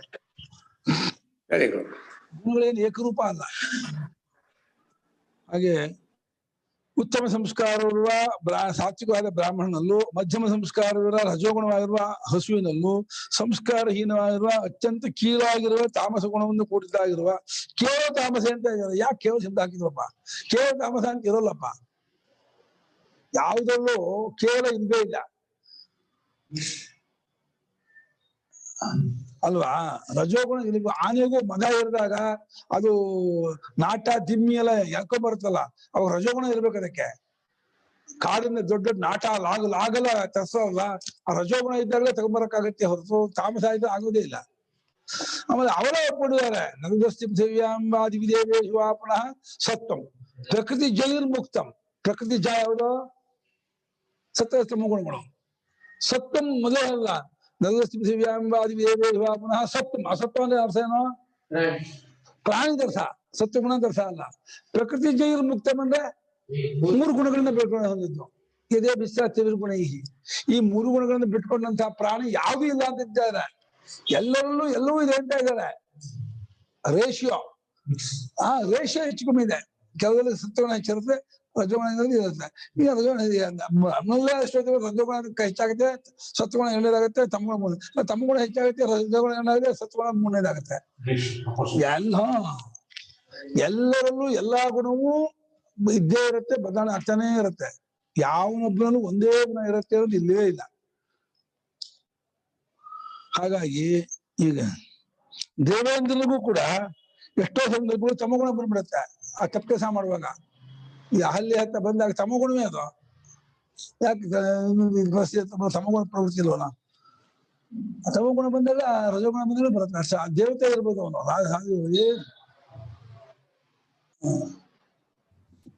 ವಿದ್ಯಾವಿನಯ ಸಂಪನ್ನೆ ಅಂತ ಶುರು ಮಾಡಿರೋದ್ರಿಂದ ವಿದ್ಯಾವಿನಯ ಅನ್ನೋದನ್ನ ಸ್ಕೇಲ್ ಆಗಿ ಇಟ್ಕೊಂಡು ಅದು ಎಷ್ಟು ಕಮ್ಮಿ ಆಗ್ತಾ ಬರುತ್ತೆ, ಅವರನ್ನ ತಾಮಸ ಅಂತ ಮಾಡಿದಾರ ಅಂತ. ರಾಜಸ ತಾಮಸ ಆಗ್ತಾರೆ. ಹೌದು, ವಿದ್ಯಾ ವಿನಯ ಕಮ್ಮಿ ಆದಂಗೆ ರಾಜಸ ತಾಮಸ ಆಗ್ತಾ ಹೋಗುತ್ತೆ. ಹಸುಗಿಂತ ಆನೆನಲ್ಲಿ ವಿದ್ಯಾ ವಿನಯ ಇನ್ನ ಕಮ್ಮಿ ಅನ್ನೋದ್ರಿಂದ ಅದು ಬರೀ ತಾಮಸ ಅಂತ ತಗೊಂಡಿದಾರ ಅಂತ. ಹಸುವಿನಲ್ಲಿ ಏನು ವಿದ್ಯೆ ಇದೆಯಮ್ಮ? ಅಲ್ಲ, ಹಸುವಿನಲ್ಲಿ ವಿದ್ಯೆ ಅಂತ ಇದೆ. ಹಸುವಿನಲ್ಲೂ ಏನು ವಿದ್ಯೆ ಇಲ್ಲ, ನಾಯಲ್ಲೂ ಏನು ವಿದ್ಯೆ ಇಲ್ಲ. ವಿದ್ಯೆ ಇರೋದು, ವಿದ್ಯಾ ಅನ್ನೋದು ಗ್ರಂಥದಿಂದ ಬರುವಂತಹ ಒಂದು ಇದು ತಿಳುವಳಿಕೆ, ಅದಂತ ಬರುತ್ತೆ ಅವರಿಗೆ. ವಿದ್ಯಾ ವಿನಯ ಅನ್ನೋದು ಮನುಷ್ಯನಿಗೆ ಮಾತ್ರ ಹೊರತು ಪ್ರಾಣಿಗಳಿಗೆಲ್ಲ ವಿದ್ಯೆ ಇಲ್ಲೇ ಇಲ್ಲ. ಒಂದು ಸ್ಕಿಲ್ ಇರುತ್ತೆ ಹೊರತು ಪ್ರಾಣಿ, ಕೋತಿಗಾಗ್ಲಿ ನಾಯಿಗಾಗ್ಲಿ ಏನೋ ಸ್ಕಿಲ್ ಇರುತ್ತೆ, ಇದಿರುತ್ತೆ. ಅದನ್ನ ಟ್ರೈನ್ ಅಪ್ ಮಾಡಿ ಅದಕ್ಕೆ ಮಾಡಿ ಒಂದು ಮಾಡಿರ್ತಾರೆ ಹೊರತು ಬುದ್ಧಿವಂತಿಕೆ ಅದು ವಿದ್ಯೆ ಅಲ್ಲ. ಅದು ಇಲ್ಲಿ ವಿನಯ ಅನ್ನೋದನ್ನ ಉಪಶಾಂತಿ ಅಂತ ತಗೊಂಡಾಗ ಮಾನಸಿಕ ಸೌಮ್ಯತೆ ಹಸುಗ್ ಜಾಸ್ತಿ ಆನೆಗಿಂತ ಅಲ್ವಾ ಗುರುಗಳೇ? ಹಂಗ್ ನೋಡಿದ್ರೆ ಮೊಲ ಜಿಂಕೆ ಇನ್ನೂ ಜಾಸ್ತಿ. ಹೌದು, ಹಾಗೆ ನಾವು ಇದ್ ಮಾಡಕ್ಕಾಗಲ್ಲ. ಯಾವ ಸಾಧು ಪ್ರಾಣಿಯೋ ಅದೆಲ್ಲ ಇದಿರುತ್ತೆ. ಅಲ್ಲ, ಇಲ್ಲಿ ಆತರ ಏನಾದ್ರು ತಗೊಂಡಿದಾರ ಅಂತ ಅನ್ಕೊಂಡೆ. ಇದು ಗೊತ್ತಾಗಲ್ಲಮ್ಮ. ಇಲ್ಲಿ ಅವ್ರು ಹೇಳಿದಾರೆ ಹೂನ್ ಬೇಕೇ ಹೊರತು ಕೆಲವು ಹಸುಗಳು ಎಷ್ಟು ಒದಿಯತ್ತೆ ಹಾಯತ್ತೆ ಗೊತ್ತಾ? ಕೆಲವು ಹಸು, ನಮ್ಮನೇಲೆ ಒಂದು ಹಸು ಕೆಂದಿ ಅಂತ ಒಟ್ಟಿಸ್ಕೊಂಡ್ ಬರ್ತಿದ್ದಮ್ಮ. ಅದು ಬೀಜ ಒಟ್ಟಿಸ್ಕೊಂಡ್ ಬರ್ತಿದ್ದದ್ದು. ಅಯ್ಯೋ ಕೆಂದಿ ಬಂತು ಒಡ್ರು ಅಂತ ಒಟ್ಟಿಸ್ಕೊಂಡ್ ಪಾಪ ನಮ್ಮ ಮಾರ್ಕಂಡ ಚಿಕ್ಕೂನ ಹೆಂಗ್ ಹಾಯ್ಬಿಟ್ಟಿದ್ ಗೊತ್ತಾ? ಎಲ್ಲ ರಕ್ತ ಬಂದ್ಬಿಟ್ಟಿದ್ ಪಾಪ. ಅವ್ರು ಗೊತ್ತಾಗಿಲ್ಲ, ಬಂದ್ಬಿಟ್ಟಿದ್ದಾರೆ, ಬಂದು ಅಡ್ದು ಹಾಯ್ಬಿಟ್ಟಿದೆ. ಹಸುವಿನಲ್ಲಿ ಕೆಟ್ಟ ಒದ್ಬುಡ್ಕ, ಹಾಯೋ ಹಸು ಎಲ್ಲ ಇರತ್ತೆ. ಎಲ್ಲ ಒದ್ಬುಡ್ಕ ಹಸಿ, ಒದ್ಬುಡಿಕೆ ಅದಕ್ಕೆ ಇಟ್ಟ ಹಾಕ್ಬೇಕು. ಇಟ್ಟ ಅಂತ ಕೇಳಿದಿರ ನೀವು? ದಬ್ಳನ ಮೂದಲ ಇಟ್ನ ಅಂದ್ರೆ ಹಾಲು ಕರ್ಸೋದಕ್ಕೆ ಒಂದು ಕೋಲ್ ಅಡ್ಡ ಇಟ್ಟು, ಬೊಂಬ ಅಡ್ಡ ಇಟ್ಟು, ಕಾಲು ಕಟ್ಟಿ, ನಮ್ ನಾಗರಾಜು ಗೊತ್ತು ಅದೆಲ್ಲ. ಇದೆಲ್ಲ ಯಾವ್ದು ಹಳ್ಳಿ ರಾಮಣ್ಣಂದು, ಹೊನ್ನಳ್ಳಿಲಿ ಹಸು ಕರಿಬೇಕಾದ್ರೆ ಕಾಲಿಗೆ ಕಟ್ಕೊಂಡು ಒದ್ಬುಡಿಕೆ ಹಸು ಇರುತ್ತಲ್ಲ, ಆ ಕೊಟ್ಟಿಗೆಲಿ ಅದಕ್ಕೊಂದು ಇಟ್ನ ಅಂತ ಹಾಕ್ಬಿಟ್ಟು ಕಾಲಿಗೆ ಹಗ್ಗ ಕಟ್ಟಿ ಹಾಕಿಸೋರು. ಅಯ್ಯೋ ಏನೇನೋ ಮಾಡೋರು ಹಳ್ಳಿ ಪರದಾಟ ಹಾಗಿರ್ತ. ಬ್ರಾಹ್ಮಣನಲ್ಲಿ ಮಧ್ಯಮವಾಗಿ ರಜೋಗುಣವಾದ ಹಸುವಿನಲ್ಲೂ ಸಂಸ್ಕಾರಹೀನವಾದ ಕೇವಲ ತಾಮಸ ಅಂದ್ರು. ಇದಂತೂ ನನಗಂತೂ ಅರ್ಥವಾಗಲಿಲ್ಲ. ಯಾವುದು ಸಂಸ್ಕಾರಹೀನಾಯಾಮ್ ರಾಜಸ್ಯಾಮ್ ಅವಲಿ, ಅದು ಅತ್ಯಂತ ಮೇಲೆ ನಂಗೆ ಅದು ಅರ್ಥ ಇಲ್ಲ. ಕೇವಲ ತಾಮಸ ಅನ್ನೋದು ಶಂಕರಾಚಾರ್ಯನೇ ಕೇಳ್ಬೇಕು. ಅದು ಹೆಂಗೆ ಅತ್ಯಂತ ಕೇವಲ ತಾಮಸ ಹೆಂಗಿರುತ್ತೆ? ಕೇವಲ ತಾಮಸ ಅನ್ನೋದು ಎಲ್ಲೂ ಇಲ್ವೇ ಇಲ್ವಲ್ಲ. ಬೆಟ್ಟ ಗುಡ್ಡಗಳು ಕೇವಲ ತಾಮಸ ಅನ್ಬೋದು ಅಷ್ಟೇ. ಕಲ್ ಬಂಡೆ ಮರ ಕೇವಲ ತಾಮಸ.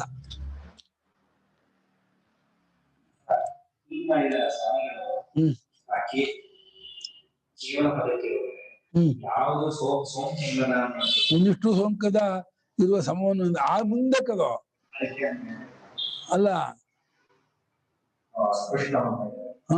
ರಾಜ ಸಂಸ್ಕಾರಗಳಲ್ಲಿ ತಾಮ ಸಂಸ್ಕಾರಗಳಲ್ಲಿ ಒಂದಿಷ್ಟು ಸೋಂಕದ ಇರುವ ಸಮವನ್ನು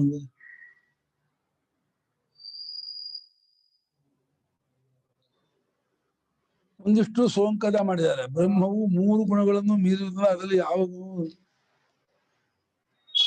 ಬಹಳ ಬರೋ ಭಾಷೆ ನೋಡಿದ್ರೆ, ಭಾಷ್ಯ ಕೇವಲ ಈ ಹಿಂದಿನ ವಾಕ್ಯ ಅದೇ ಮುಂದಿನ ವಾಕ್ಯದಲ್ಲಿ ಅದೆಲ್ಲ. ಸತ್ವಾದಿ ಗುಣೇ ತಜ್ಜೈಶ್ಚ ಸಂಸ್ಕಾರೈ ತಥಾ ರಾಜಸೈಃ ತಥಾ ತಾಮಸೈಶ್ಚ ಸಂಸ್ಕಾರೈ. ಇದು ಇದಕ್ಕೆ ಅತ್ಯಂತಮೇವ ಸ್ಪಷ್ಟಂ. ಇದಕ್ಕೆ ಮಾಡಿರೋದು ಕೇವಲ ಕಲ, ಕೇವಲ ಬಿಟ್ಬಿಡು ರಗಲ ಪದ ಅಂತ ಅದೇನೋ ಇದಾಗಿ ಬಿದ್ದಿರ್ಬೋದು. ಒಬ್ಬ ಲೇಖಕ ಪ್ರಮಾಣದಿಂದ ಬಂದಿರ್ಬೇಕೆ ಹೊರತು ಅಲ್ಲಿ ಶಂಕರಾಚಾರ್ಯ ಬರೆದಿರೋ ಕಾರಣ ಇಲ್ಲ ಕೇವಲ ಪದವನ್ನು.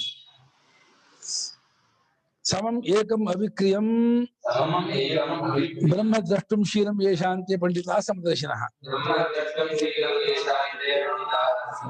ಸತ್ವಾದಿ ಗುಣದಿಂದಲೂ ಅದನ್ನುಂಟಾದ ಸಂಸ್ಕಾರ. ಹಾಗೆ ರಾಜಸ ಗುಣ ಅದನ್ನುಂಟಾದ ಸಂಸ್ಕಾರ, ತಾಮಸ ಅದನ್ನುಂಟಾದ ಸಂಸ್ಕಾರ. ಈ ಯಾವುದರಿಂದಲೂ ಸಂಪೂರ್ಣವಾಗಿ ತೆಗೆದುಕೊಳ್ಳದೆ ಇರತಕ್ಕಂತಹ ಬ್ರಹ್ಮ, ಅದು ಸಮವೂ ಏಕವೂ ಅವಿಕ್ರಿಯವಾಗಿರ್ತಕ್ಕದ್ದು ಆ ಬ್ರಹ್ಮ. ಅಂತ ಬ್ರಹ್ಮವನ್ನು ಕಾಣುವಂತಹ ಸ್ವಭಾವದವರು ಎಲ್ಲಾದರೂ ಅದನ್ನೇ ಕಾಣ್ತಾರೆ ಅಂತ. ಸಮವಾದ ಬ್ರಹ್ಮವನ್ನೇ ಕಾಣ್ತಾರೆ, ಸಮವಾಗಿ ಕಾಣ್ತಾರೆ, ಅಲ್ಲ ಈಕ್ವಲ್ ಆಗಿ ಕಾಣ್ತಾರಲ್ಲ. ಎಲ್ಲ ಬ್ರಹ್ಮ ಈಗ ಕುಡಿಕೆಯಲ್ಲೂ ಗಡಿಗೆಯಲ್ಲೂ ಮಡಕೆಯಲ್ಲೂ ಗುಡಾಣದಲ್ಲೂ ಒಂದೇ ಆಕಾಶವನ್ನು ನೋಡ್ತಾರೆ ಅಂತ. ಸಮವಾದ ಆಕಾಶವನ್ನು ನೋಡ್ತಾರೆ. ಆಕಾಶ ಕುಡಿಕೆಯಲ್ಲಿ ಇಷ್ಟ ಆಕಾಶ, ಮಡಿಕೆ ಗುಡ ಮನೆ ಅತ್ಯಂತವಾಗಿ ಬರಿಯ ತಾಮಸವೇ ಆಗಿರುವ ಅನೇಕ ಮುಂತಾದ ಅತ್ಯಂತವಾಗಿ ಬರಿಯ ತಾಮಸವೇ ಆಗಿರುವ ಆನೆಯಿಂದ ಬರಿಯ ತಾಮಸ ಹೆಂಗಾಗತ್ತೆ ಹೊಂದಲ್ಲ ಅದು ಅಷ್ಟೇ ದೊಡ್ಡವ್ರು ಮಾಡಿದ್ರೆ ಸುಮ್ಮನೆ ಇರ್ಬೇಕೇ ಹೊರತು ಕೇವಲ ತಾಮಸ ಯಾವ ಪ್ರಾಣಿಯಲ್ಲೂ ಇರಲ್ಲ. ಇನ್ನು ಏನು ಕಲ್ಬಂಡೆ ಬೆಟ್ಟ ಗುಡ್ಡ ಅಲ್ಲಿ ಬರೀ ತಾಮಸ ಅಂತ ಅನ್ಬಹುದು, ಅಲ್ಲೇನು ಕ್ರಿಯೆ ಕಾಣಲ್ವಲ್ಲ, ಮರಗಳಲ್ಲಿ ಕ್ರಿಯೆ ಕಾಣಲ್ಲ ಅಲ್ಲಿ ಹೇಳ್ಬೋದು. ಈ ಹಸುವಿನಲ್ಲಾಗ್ಲಿ ಅಥವಾ ಆನೆಯಲ್ಲಾಗ್ಲಿ ನಾಯಲ್ಲಾಗ್ಲಿ ಅತ್ಯಂತ ತಾಮಸ ಅಂತ ಹೇಳಕ್ ಆಗೋದೇ ಇಲ್ಲ, ಅದು ಹೊಂದೋದೇ ಇಲ್ಲ. ಏನಪ್ಪಾ ಅಂದ್ರೆ ಜನ್ಮ ಕಾರಣ ಮಹಾಪಾತಕ ಅಂತ ಹೇಳಿದ್ದಾರೆ. ಬ್ರಹ್ಮತ್ಯಾದಿ ಮಹಾಪಾತಕದಿಂದ ನಾಯಿ ಜನ್ಮ ಬರುತ್ತೆ ಚಂಡ ಅನ್ಮಾತಕದ ಅತ್ಯಂತ ತಾಮಸ ಆಗೋದು ಏನಿಲ್ಲಪ್ಪ. ಏನೋ ಈಗ ಪಂಡಿತರು ಸಂವಾಯಿ ಕಾಣ್ತಾರೆ ಅಂದ್ರು. ಇಲ್ಲಿ ನೋಡಿ ಆ ಸಂವಾಯಿ ಕಾಣ್ತಾರೆ ಅರ್ಥ ಇಟ್ಕೊಂಡ್ಬಿಟ್ಟು ಈ ಪ್ರಶ್ನೆ ಹಾಕ್ತಾ ಇದ್ದಾರೆ. ಸಂವಾಯಿ ಕಾಣ್ತಾ ಇಲ್ಲ, ಸಂವಾಗಿ ಬ್ರಹ್ಮನ್ ನೋಡ್ತಾ ಇದ್ದಾರೆ ಅಂತ ಅರ್ಥ. ಅದಕ್ಕೆ ಸಮಯ ಕಾಣೋದಲ್ಲ. ಈಗ ನಾನು ಅಭೋಜ್ಯಾನ್ನಾಸ್ತೆ ದೋಷವಂತಹ ಸಂವಾಯಿ ಕಂಡವರಾದರೆ, ಸಂವಾಗಿ ಬ್ರಹ್ಮನ್ ಕಂಡವರು ಅಂತಲ್ಲ, ಈಕ್ವಲ್ ಆಗಿ ಕಂಡ್ರೆ ಅವ್ರು ದೋಷವಂತರಾಗ್ತಾರಲ್ಲ ಅಂತ ಪ್ರಶ್ನೆ. ಯಾಕೆಂದ್ರೆ ಶಾಸ್ತ್ರ ಹಾಗೆ ಹೇಳ್ತಾ ಇದೆ. ಶಾಸ್ತ್ರ ಗೌತಮ ಧರ್ಮಸೂತ್ರದಲ್ಲಿ ಈ ರೀತಿ ಇದೆ, ಸಮಾಸಮಾಭ್ಯಾಂ ವಿಷಮ ಸಮೇ ಪೂಜಾತಃ ಇದು ಸ್ಮೃತೇ. ಸಮವನ್ನ ಅಂದ್ರೆ ಸಮರಾಗಿರೋರನ್ನ ಅಸಮವಾಗಿ ಪೂಜೆ ಮಾಡಿದ್ರೆ, ವಿಷಮವಾದವರನ್ನ ಸಮವಾಗಿ ಪೂಜೆ ಮಾಡಿದ್ರೆ ಎರಡು ದೋಷವೇ. ಷಟ್ಶಾಸ್ತ್ರ ಪಂಡಿತರನ್ನು ಮೂರ್ಖರನ್ನು ಒಂದೇ ರೀತಿ ಗೌರವ ಕೊಟ್ಟರು. ಇಬ್ರು ಷಟ್ಶಾಸ್ತ್ರ ಪಂಡಿತರಿಗೆ ಒಬ್ಬರಿಗೆ ಬೆಳ್ಳಿ ಚಿನ್ನ ಬಂಗಾರ ಕೊಟ್ಟು, ಒಬ್ಬರಿಗೆ ಮರದ್ದು ಮಡಕೆದು ಇದು ಕೊಟ್ಟು ಆಗ ತಿರಸ್ಕಾರ ಮಾಡಿದ್ರೆ ಇವನಿಗೆ ಮಡಕೆ ಕೊಟ್ಬಿಡೋದು, ಕುಡಿಕೆ ಕೊಟ್ಬಿಡೋದು, ಮರದು ಕೊಟ್ಬಿಡೋದು, ಇವನಿಗೆ ಹರಕೆ ಪಂಚೆ ಕೊಟ್ಬಿಡೋದು, ಅವನಿಗೆ ಒಳ್ಳೊಳ್ಳೆ ಜಲತಾದಿ ಶೀಲ ಮುಂಚೆ ಕೊಟ್ಬಿಡೋದು. ಇಬ್ರಿಗೂ ಒಂದೇ ಖುಷಿಗೊಬ್ಬರು ಹೀಗೆ ಮಾಡಿದ್ರೆ ಅವನನ್ನ ಊಟ ಮಾಡಬಾರ್ದು ಶಾಸ್ತ್ರ ಇದೆ. ಪಂಕ್ತಿ ಭೇದ ಅದು ಬಡಿಸೋದಕ್ಕೆ ಅಲ್ಲಿ ನೋಡೋ ಹಾಗಿಲ್ಲ. ಅಲ್ಲಿ ದೊಡ್ಡವರು ಚಿಕ್ಕವರು ಇಲ್ಲ. ಪಾಯಸ ಬಡಿಸ್ಬೇಕಾದ್ರೆ ಎಲ್ಲರಿಗೂ ಪಾಯಸ ಬಡಿಸ್ಬೇಕೆ ಹೊರತು ನಾಗಿನ ಬಡಿಸಿ ನಾನು ಬಿಡೋದು ಮಾಡ್ಬಾರ್ದು. ಪಂಕ್ತಿ ಭೇದ ಮಾಡ್ಬಾರ್ದು ಅಂತ. ಹಾಲಿಗೆ ಹಾಕ್ಬೇಕು, ಎಲ್ಲರಿಗೂ ಹಾಕ್ಬೇಕು ಅಂತ. ನಮ್ಮೂರಿಗೆ ರಾಮಚಂದ್ರ ಶೌತಿಗಳು ಮತ್ತೆ ಅವರ ಆ ಊರಿನವರೇ ಇನ್ನಷ್ಟು ಜನ 5-6 ಜನ ಬಂದಿದ್ರು. ಅದೇ ಇದಕ್ಕೆ ಬಂದಿದ್ರು. ನಮ್ ದೀಕ್ಷಿತ ನಮ್ ಗುರುಗಳು ಮನೆ ಕರೆದ್ರು ಬನ್ನಿ ಅಂತ. ಸಾಮಾನ್ಯವಾಗಿ ಅವರೆಲ್ಲ ಎಲ್ಲ ಮನೆಗೆ ಹೋಗಿ ಕೊಡ್ತಲ್ಲ, ಎಲ್ಲ ಅಡಿಕೆ ಕೊಡ್ತಾ ತಗೊಂಬರೋದು. ನಮ್ಮ ದೀಕ್ಷಿತ ಮನೆ ಬಂದ್ರು. ರಾಮಚಂದ್ರ ದೀಕ್ಷಿತ ತುಂಬಾ ವಿದ್ಯಾವಂತರು. ಅವ್ರು ಶ್ರೌತಾಧ್ಯಯನ ಶಾಸ್ತ್ರಾಧ್ಯಯನ ಮಾಡಿದ್ರು, ವೇದಾಧ್ಯಯನ ಮಾಡಿದ್ರು. ಇನ್ ಬಾಕಿಯವರು ವಿದ್ಯಾವಂತ ಹೌದು, ವೇದಾಧ್ಯಯನ ಮಾಡಿದ್ರು, ಅವರಷ್ಟಲ್ಲ, ಎಲ್ಲ ಕೂತಿದ್ದಾರೆ. ನಮ್ಮ ನಮ್ಮ ಗುರುಗಳು ಹೆಂಗೆ ನಾವು ವ್ಯತ್ಯಾಸವಾಗಿ ನಾವು ಕೊಟ್ಟರೆ ತಪ್ಪಾಗತ್ತಲ್ಲ, ಹೆಂಗ್ ಮಾಡೋದು, ಆಮೇಲೆ ಇದೇ ಹೆಂಗ್ ಮಾಡೋದು ಅಂತಂದ್ರು. ನಮ್ಮ ಅಣ್ಣ ಅಶೋಕನ ಹೆಂಗ್ ಹೇಳಿದ, ನೋಡು ಕವರಲ್ಲಿ ಇಟ್ಕೊಡು, ಯಾರಿಗೆ ಎಷ್ಟು ಹೇಳ್ತೋಬೇಡ, ಆಮೇಲೆ ಮುಂಚೆ ಅವ್ರಿಗೆ ಕೊಡು, ರಾಮಚಂದ್ರ ಶೌತಿ ಮುಂಚೆ ಕೊಡು, ಆಮೇಲೆ ಇವ್ರಿಗೆ ಕೊಡು, ಅವ್ರವ್ರ ಮನೆ ನೋಡ್ಕೊಳ್ಳಿ ಅಷ್ಟೇ. ಅವ್ರ ಹೇಗೆ ನೋಡ್ಕೊಳ್ಳಲ್ಲ. ಮನೆ ಹೋದ್ಮೇಲೆ ನಮ್ಗೆ ಲೆಕ್ಕ ಇಲ್ಲ. ಇವಾಗ ನಿಮ್ಗೆ ಅವ್ರು ಜಾಸ್ತಿ ಕೊಡ್ಬೇಕು ಮನಸ್ಸಲ್ಲಿದ್ರೆ ಕವರ್ಲಿಡು, ಇವರಿಗೆ ಇಷ್ಟಿದ್ದ ಎಷ್ಟೆಷ್ಟು ಕೊಡ್ಬೇಕು ಕವರ್ಲಿಡು. ಕೊಡುವಾಗಲೂ ಅವ್ರು ಮುಂಚೆ ಕೊಡು, ಅವಾಗ ಏನ್ ವ್ಯತ್ಯಾಸ ದೋಷ ಬರಲ್ಲ. ಅದು ಕರೆಕ್ಟ್ ಆಗಿದೆ ಇದು ಅಂದ್ರು. ಅದೇ ರೀತಿ ಮಾಡಿದ್ರು. ತಟ್ಟೆಯಲ್ಲಿ ಓಪನ್ ಆಗಿ ದುಡ್ಡು ಕೊಟ್ರೆ ಅವನ ಪಕ್ಕದ ನೋಡಿದ್ರೆ ಇಷ್ಟು ಕೊಟ್ಟಿದ್ದಾರೆ ಕಾಣುತ್ತೆ. ಅವನ ಬರೀ ಒಬ್ರಿಗೆ 1000 ರೂಪಾಯಿ, ಒಬ್ರಿಗೆ ಒಂದು 5 ರೂಪಾಯಿ, ಒಬ್ರಿಗೆ 100 ರೂಪಾಯಿ ಇಟ್ರೆ ಹೆಂಗ್ ಅನ್ಸುತ್ತೆ ನೋಡೋರಿಗೆ? ಬೇಜಾರಾಗುತ್ತೆ, ಅದು ಸರಿ ಆಗಲ್ಲ. ಈ ರೀತಿ ಆಗುತ್ತಲ್ಲ. ಸಮವನ್ನ ಅಸಮವಾಯು, ಅಸಮವನ್ನ ಸಮವಾಗಿ ಪೂಜೆ ಮಾಡಿದ್ರೆ ಅವ್ರ ಅಭೋಜ್ಯಾನ್ನ, ಅವ್ರ ಅನ್ನವನ್ನು ಊಟ ಮಾಡಬೇಡ, ಅವ್ರ ಮನೆ ಊಟಕ್ಕೆ ಹೋಗ್ಬೇಡ, ಅವ್ರ ಅನ್ನದಲ್ಲಿ ದೋಷ ಇದೆ ಅಂತ ಧರ್ಮಶಾಸ್ತ್ರ ಹೇಳುತ್ತೆ, ಗೌತಮ ಧರ್ಮಶಾಸ್ತ್ರ ಹೇಳುತ್ತೆ. ಹೀಗಾಗ್ತಾ ಇರಲ್ಲ ಜ್ಞಾನಿಗಳು ಈ ರೀತಿ ಸಂವಾದ ನೋಡಿದ್ರೆ ಹಾಗಾಗ್ತಾ ಇರಲ್ಲ ಅಂದ್ರೆ ನತೆ ದೋಷವಂತಹ ಕಥಂ. ಇಲ್ಲಪ್ಪ ಅವ್ರು ದೋಷವಂತರಲ್ಲ ಜ್ಞಾನಿಗಳು. ಯಾಕೆ ಅಂತಂದ್ರೆ ಹೇಗೆ ಅಂತ ಕೇಳಿದ್ರೆ ಮುಂದಿನ ಶ್ಲೋಕ ಹೇಳುತ್ತೆ, ನಿರ್ದೋಷಂ ಇದಮಂ ಬ್ರಹ್ಮ, ಬ್ರಹ್ಮವು ನಿರ್ದಿಷ್ಟವಾದದ್ದು, ಸಮವಾದದ್ದು, ಅದನ್ನ ಕಾಣ್ತಾ ಇದ್ದಾರೆ ಹೊರತು ಸಮವಾಗಿ ಕಾಣ್ತಾ ಇಲ್ಲ, ಈಕ್ವಲ್ ಆಗಿ ಕಾಣ್ತಾ ಇಲ್ಲ. ಶ್ಲೋಕ ಉತ್ತರ ಕೊಡ್ತಾ ಇದೆ. ಯಹೈವತೈರ್ಜಿತ ಸರ್ಗ ಯೇಷಾಂ ಸಾಮ್ಯೇ ಸ್ಥಿತಂ ಮನಃ ನಿರ್ದೋಷಂ ಹಿ ಸಮಂ ಬ್ರಹ್ಮ ತಸ್ಮಾತ್ ಬ್ರಹ್ಮಣಿ ತೇ ಸ್ಥಿತಾಃ. तैः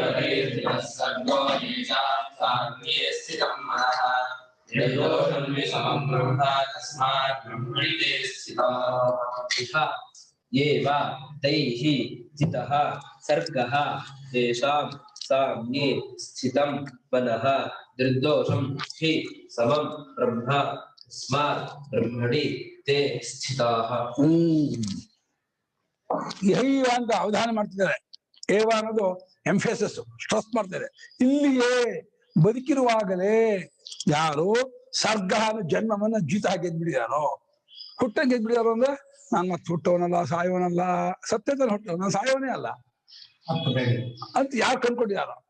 ಯಹೈವಾನ ಇಲ್ಲಿಯೇ, ಯೈಹಿ ಯಾರಿಂದ, ಸರ್ಗಾನ ಜನ್ಮ ಮುಂದೆ ಜನ್ಮ ಮರಣ ಎರಡು ಗೆದ್ಬಿಟ್ಟಿದಾರೋ, ಬ್ರಹ್ಮವನ್ನು ಕಂಡ್ಕೊಂಡವರಾಗಿ ನಾನು ಸಾಯವನೇ ಅಲ್ಲ, ಸತ್ಯವಂತನ ಮತ್ತೆ ಹುಟ್ಟೋದು, ಸಾಯದೇ ಇದ್ದವನ ಹುಟ್ಟೋದಂತ ಬಂತವನು.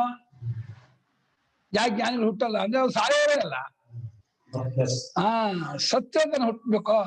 ದೇಹ ಹೋಗತ್ತೆ ಬರುತ್ತೆ, ದೇಹಕ್ಕೆ ಅವ್ರ ದೇಹ ತಾನಲ್ವಲ್ಲ, ಉಪಾಧಿ ಅವ್ರು ಅಲ್ವಲ್ಲ, ಉಪಾಧಿ ಅವ್ರು ಇಲ್ವಲ್ಲ. ಬ್ರಹ್ಮಸ್ವರೂಪ ಅವಿಕ್ರಿಯವಾದ ಜನ್ಮ ಮರಣವಿಲ್ಲದ ಬ್ರಹ್ಮವನ್ನು ತಾವು ಕಟ್ಕೊಂಡಿದ್ರಿಂದ ಮರಣವೇ ಇಲ್ಲ ಅಂದ್ಮೇಲೆ ಹುಟ್ಟೋದ್ರಿಂದ ಬಂತವರಿಗೆ. ಕರೆಕ್ಟ್. ಯೇಷಾಂ ಮನಃ, ಯಾರ ಮನಸ್ಸು ಸಾಮ್ಯೇ ಸ್ಥಿತಂ, ಸಾಮ್ಯೇ ಬ್ರಹ್ಮಣಿ, ಸಮರೂಪವಾದ ಎಲ್ಲರೂ ಪರಿಪೂರ್ಣವಾಗಿ ತಿಳ್ಕೊಂಡ ಬ್ರಹ್ಮದಲ್ಲಿ ಮನಸ್ಸು ನಿಂತು ಬಿಟ್ಟಿದೆ, ಅದರಲ್ಲಿ ಊರ್ಕೊಂಡ್ಬಿಟ್ಟಿದೆ. ಯಾಕಂದ್ರೆ ಬ್ರಹ್ಮವು ನಿರ್ದೋಷ, ದೋಷರಹಿತವಾದ್ದು. ಬ್ರಹ್ಮದಲ್ಲಿ ಹೆಚ್ಚು ಕಮ್ಮಿ ಇಲ್ಲ, ಮತ್ತೆ ರಾಗದ್ವೇಷ ಇಲ್ಲ, ಯಾವ ಕಾಮ ದೋಷವೂ ಇಲ್ಲ. ನಿರ್ದೋಷವಾದ ಬ್ರಹ್ಮ ಅದು ಸಮವಾದದ್ದು, ಅದನ್ನು ಕಂಡ್ಕೊಂಡವರಾಗಿದ್ದಾರೆ. ತಸ್ಮಾತ್ ಅದನ್ನತ್ತೆ ಸರ್ವದಾ ಬ್ರಹ್ಮನಿಶ್ಚಿತ, ಯಾವಾಗಲೂ ಬ್ರಹ್ಮದಲ್ಲಿರೋರು. ಬ್ರಹ್ಮದಲ್ಲಿರೋರಿಗೆ ಎಲ್ಲಿಂದ ದೋಷ ಬರುತ್ತೆ? ನೀಯ ಉಪಾಧಿಲಿ ಇದ್ದವ್ರಿಗೆ ದೋಷ ಬರುತ್ತೆ, ರಾಗದ್ವೇಷ ಮಾಡೋರು ದೋಷ ಬರುತ್ತೆ, ವ್ಯತ್ಯಾಸ ಕಾಣೋರು ದೋಷ ಬರುತ್ತೆ. ಸಮವಾದ ಬ್ರಹ್ಮದಲ್ಲಿ ನಿಂತು ಬ್ರಹ್ಮರೂಪವನ್ನು ಎಲ್ಲಾಗಲೂ ಕಾಣುತ್ತಿರುವಂತ ಜ್ಞಾನಿಗಳಿಗೆ ಎಲ್ಲಿಂದ ತಾನೇ ದೋಷ ಬರುತ್ತೆ? ಕಾಯ ಹೇಗೆ ದೋಷ ಬರುತ್ತೆ? ದೋಷ ಬರೋದೇ ಇಲ್ಲ. ಅದನ್ನ ಅವರು ಅಭೋಜ್ಯ ಅನ್ನೋರಲ್ಲ. ಇನ್ನು ಹೇಳಿದ್ರೆ ಈ ಲೋಕದ ಜನರೇ ಅಭೋಜ್ಯ ಅನ್ನೋರು. ಅವರೇ ತಾರತಮ್ಯ ಮಾಡ್ತಾರೆ, ಡಿಸ್ಟ್ರಿಬ್ಯೂಷನ್ ಮಾಡ್ತಾರೆ. ಇವ್ರು ನಮ್ಮವರು, ಇವ್ರು ಅಂಥವ್ರು, ಇವ್ರು ಕೊಟ್ರೆ ಮತ್ತೆ ನಮಗೂ ಬರುತ್ತೆ, ನಮಗೂ ಮಾಡ್ತಾರೆ, ಈ ರೀತಿ ಎಲ್ಲ ನೋಡ್ತಾರೆ. ಆತಿಥ್ಯ ಮಾಡುವಾಗ ಯಾರಿಗೆ ಆತಿಥ್ಯ ಮಾಡಿದ್ರೆ ನಮ್ಗ್ ಮತ್ತಿರಿಗೆ ನಮ್ಗೂ ಮತ್ತೆ ಆತಿಥ್ಯ ಮಾಡ್ತಾರೆ ಗೋರ್ಕೊಂಡು ಅವ್ರು ಜಾಸ್ತಿ ಮಾಡ್ತಾರೆ. ನಮ್ ತಂದೆ ತಾಯಿ ಸತ್ತಾಗ ನಾವು ದಾನ ಕೊಡೋದು first round, second round, third round, 3 round ಮಾಡ್ತೀವಿ. ಫಸ್ಟ್ ರೌಂಡ್ಗೆ ಬೆಳ್ಳಿ ಬಂಗಾರ ಎಲ್ಲ ಕೊಟ್ಕೊಳ್ತೀವಿ, ಅದು ನಮ್ಮ ಭಾವ ನೆಂಟರು ಅದು ಇದು. ಸೆಕೆಂಡ್ ರೌಂಡ್ಗೆ ಸ್ವಲ್ಪ ಇದು, ಥರ್ಡ್ ರೌಂಡ್ಗೆ ಚಪ್ಪಲಿ, ಎಳ್ಳು, ಕುಂಬಳಕಾಯಿ, ಎಣ್ಣೆ, ಆ ಎಣ್ಣೆ ಬಾಂಡ್ಲಿ ಚಪ್ಪದು ಅದು ಕೊಡ್ತೀವಿ.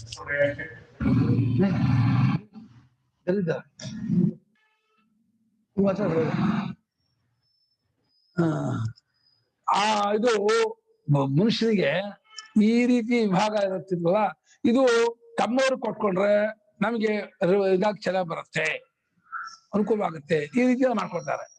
ಅದು ತಪ್ಪದು. ಶಾಸ್ತ್ರದಲ್ಲಿ ವಿದ್ಯಾವಿನಯ ಸಂಪನ್ನನಿಗೆ ಒಳ್ಳೇದು ಕೊಡು, ಅದು ಯಾರಲ್ಲೂ ನಮ್ಮವರಾಗಿ ದೂರ ಇರಲಿಲ್ಲ. ನಾವು 60 ವರ್ಷ ಶಾಂತಿ ಮಾಡ್ಕೊಂಡು ಬಂಗಾರದ ಇದ್ದಿರ್ತಾರೆ, ಉಂಗುರ ಇರ್ತಲ್ಲ, ಯಾರು ಕೊಡ್ಬೇಕು ನಿನ್ ಕೇಳ, ಆ ಋಗ್ವೇದ ಘನಪಾಠ ಅವ್ರು ಕೊಡುವಂತೆ. ಬೇಡ ಭಾವ ಕೊಡ್ಬೇಡ ಅಂದ್ರೆ, ನಮ್ಮ ಭಾವನ್ಗೆ ಬೇಡ ಬೇಡ, ನಮ್ಮವ್ರಿಗೆ ನಮ್ಮ ನೆಂಟಿಸಿ ಯಾರು ಕೊಡ್ಬೇಡ ಬಂಗಾರದನ್ನ.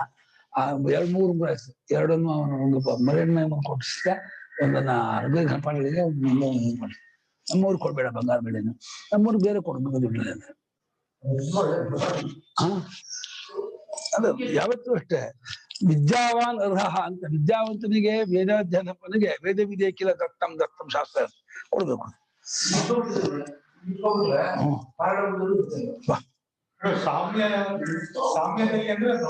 ಸಾಮ್ಯನೇ ಸಮಸ್ಯೆ ಭಾವ ಸಾಮ್ಯ, ಈಕ್ವಲ್ ಆಗಿರೋ ಎಲ್ಲಾಗೂ ಪರಿಪೂರ್ಣವಾಗಿರುವಂತ ಬ್ರಹ್ಮ ಅಂತ. ಸಮವಾಗಿದೆ ಅಂದ್ರೆ ಅದು ಇರುವೆಯಲ್ಲೂ ಆ ಪೂರ್ತಿ ಇದೆ, ಗೊದ್ದದಲ್ಲೂ ಇದೆ, ಆನೆಯಲ್ಲೂ ಇದೆ, ಮನುಷ್ಯರಲ್ಲೂ ಇದೆ, ಎಲ್ಲರೂ ಪರಿಪೂರ್ಣ ತುಂಬಿಕೊಂಡಿದೆ. ಆಕಾಶ ಹೇಗೆ ಅದಕ್ಕೆ ಸಮವಾಗಿದೆಯೋ ಹಾಗೆ ಅದಕ್ಕೆ ಪರಿಪೂರ್ಣ ಸಮವಾಗಿದೆ. ಅದಕ್ಕೆ ಎಲ್ಲೂ ಹೆಚ್ಚು ಕಮ್ಮಿ ಇಲ್ಲ ಬ್ರಹ್ಮಕ್ಕೆ. ಬ್ರಹ್ಮ ಸ್ವರೂಪದಲ್ಲಿ ಯಾವ ಜಾಗದಲ್ಲೂ ಏನು ವ್ಯತ್ಯಾಸ ಇಲ್ಲ, ಎಲ್ಲೂ ಪರಿಪೂರ್ಣ ಇದೆ. ಉಪಾಧಿಯೂ ಅದೇ, ಉಪಾಧಿ ಒಳಗಿರೋದು ಅದೇ, ಹೊರಗಿರೋದು ಅದೇ, ಅದು ಸಾಮ್ಯ ಬ್ರಹ್ಮ. ಗುರುಗಳೇ, ಹೇಳಿ ಇದು ಕ್ವೆಶನ್ ಕೇಳಿದ ಪೂರ್ವ ಪಕ್ಷ ಕೇಳಿರೋದು ಭೇದ ಭಾವ ಯಾಕೆ ಮಾಡ್ಬೇಕು ಅನ್ನೋಂಗೆ ಅಲ್ವಾ? ಅಲ್ಲ, ಅದು ಭೇದ ಭಾವ ಮಾಡದೆ ಹೋದ್ರೆ ಅವರನ್ನು ಊಟ ಮಾಡಬಾರ್ದು. ಭೇದ ಭಾವ ಮಾಡ್ಬೇಕು, ಧರ್ಮಶಾಸ್ತ್ರ ಪ್ರಕಾರ. ಮಾಡ್ಬೇಕು. ಓಕೆ. ಭೇದ ಭಾವ ಮಾಡ್ಬೇಕು ಅವ್ರ ಯೋಗ್ಯತೆ ಅನುಸಾರವಾಗಿ, ಯೋಗ್ಯತೆ ಅನುಸಾರ ಭೇದ ಭಾವ ಮಾಡ್ಬೇಕೇ ಹೊರತು ಬರೀ ಭೇದ ಭಾವ ಮಾಡೋದಲ್ಲ. ವಿದ್ಯಾವಂತರಿಗೆ ಒಂದ್ ಗೌರವ, ವಿದ್ಯಾವಂತ ಅಲ್ಲದೇ ಇದ್ದವ್ರಿಗೆ ಒಂದ್ ಗೌರವ, ಇಬ್ಬರಿಗೂ ಒಂದೇ ಗೌರವ ಕೊಡಬಾರ್ದು ಅಂತ. ವಿದ್ಯಾವಂತರಾದವನಿಗೆ ಯಾವ ಮರ್ಯಾದೆ ಗೌರವ ಸ್ಥಾನಮಾನ ಇದೆಯೋ ಅದನ್ನ ಅವಿವೇಕಿ ಮೂರ್ಖನ ಕೊಡಬಾರ್ದು. ಹಾಗೆ ಕೊಟ್ರೆ ಅವನು ತಪ್ಪಾಗುತ್ತೆ. ಅದಕ್ಕೂ ಮತ್ತೆ ಅದಕ್ಕೆ ಉತ್ತರಕ್ಕೆ ಈ ವರ್ಡ್ಸ್ ಬಂದಿದೆ ಅಲ್ವಾ, ಈ ಶ್ಲೋಕ ಅದರದ್ದು ಆನ್ಸರ್ ಅಲ್ವಾ.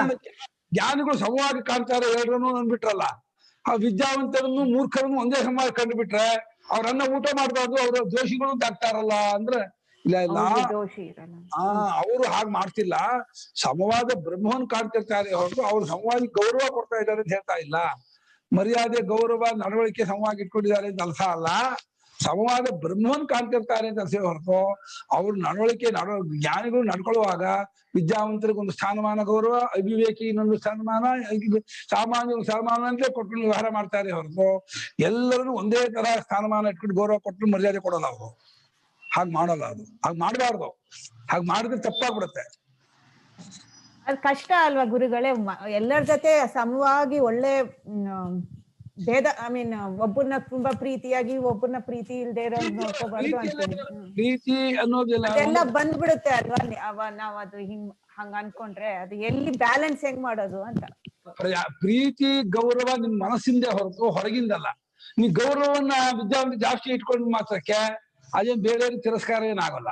ನೀವ್ ಏನಪ್ಪಾ ಅಂದ್ರೆ ಅವರನ್ನು ಸ್ಥಾನಮಾನವಾಗಿ ಮರ್ಯಾದೆ ಕೊಟ್ಬಿಟ್ರೆ ಅವರೇ ಅಕ್ಸೆಪ್ಟ್ ಮಾಡ್ಕೊಳ್ತಾರೆ. ಹೌದು ನಮ್ಗೆ ಆ ಯೋಗ್ಯತೆ ಇಲ್ಲ, ನಾವು ಅದನ್ನ ನಿರೀಕ್ಷೆ ಮಾಡಬಾರ್ದು ಅಂತ ಅವರೇ ಒಪ್ಕೊಳ್ತಾರೆ. ತುಂಬಾ ವಿದ್ಯಾವಂತರು, ಶ್ರೋತಿಯವರು, ತಪಸ್ವಿಗಳಾಗಿದ್ದವರಿಗೆ ಯಾವ ಮರ್ಯಾದೆ ಗೌರವ ಕೊಡ್ತಾರೋ ಮೂರ್ಖರು ನಂಗೆ ಅದೇ ಗೌರವ ಮರ್ಯಾದೆ ಕೊಡ್ಬೇಕು ಅವನು ಅನ್ನೋ ಹಾಗಿಲ್ಲ. ಅವನು ಅನ್ಕೊಳ್ಳೋದು ಇಲ್ಲ ಬಲಮಟ್ಟಿಗೆ. ಹಾಗೇನಾದ್ರೂ ಅನ್ಕೊಂಡ್ರೆ ಅವನ್ ದೋಷವೇ ಹೊರತು ಮಾಡೋನ್ ದೋಷ ಅಲ್ಲ. ಏನು ವಿದ್ಯಾವಂತನಲ್ಲಪ್ಪ, ಏನು ಅನುಷ್ಠಾನವಂತವನಲ್ಲ, ಏನೂ ಇದಿಲ್ಲ, ಅವನ ನಡವಳಿಕೆಯೂ ಸರಿ ಇಲ್ಲ, ಕಳ್ಳ ಸುಳ್ಳ ಎಲ್ಲ ಮಾಡ್ತಾನೆ, ಅವನಿಗೂ ಆ ಮರ್ಯಾದೆ ಗೌರವ ಕೊಡೋದ್ರಲ್ಲಿ ಅವನು ನಿರೀಕ್ಷೆ ಮಾಡೋದೇ ತಪ್ಪು. ಅವನು ಕೊಡ್ಬೇಕಾಗಿಲ್ಲ ಅವನಿಗೆ ಆ ಮರ್ಯಾದೆಯನ್ನ. ಅಲ್ಲ, ಇಲ್ಲಿ ಗುಣದ ಮೇಲೆ ಹೇಳಿದಾರೆ, ಇದು ವರ್ಣಕ್ ಮಾಡ್ಬಿಟ್ರೆ ಸ್ವಲ್ಪ ಇದಾಗುತ್ತೆ ಅಂತ ಅನ್ಸುತ್ತೆ ನಂಗೆ.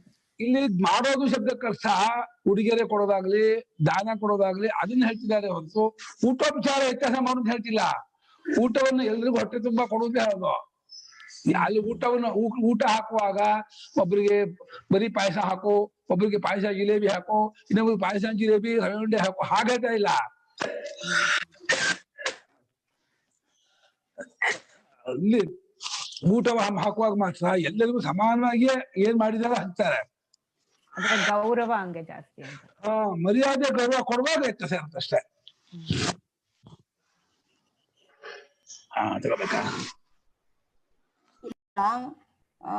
ಮೊದಲು ಹೇಳಿರೋದು ಸ್ವರೂಪದಿಂದ ಜ್ಞಾನಿ ಎಲ್ಲವನ್ನ ನೋಡ್ತಾನೆ ಅಭೇದ ದೃಷ್ಟಿಯಿಂದ ಅಂತ.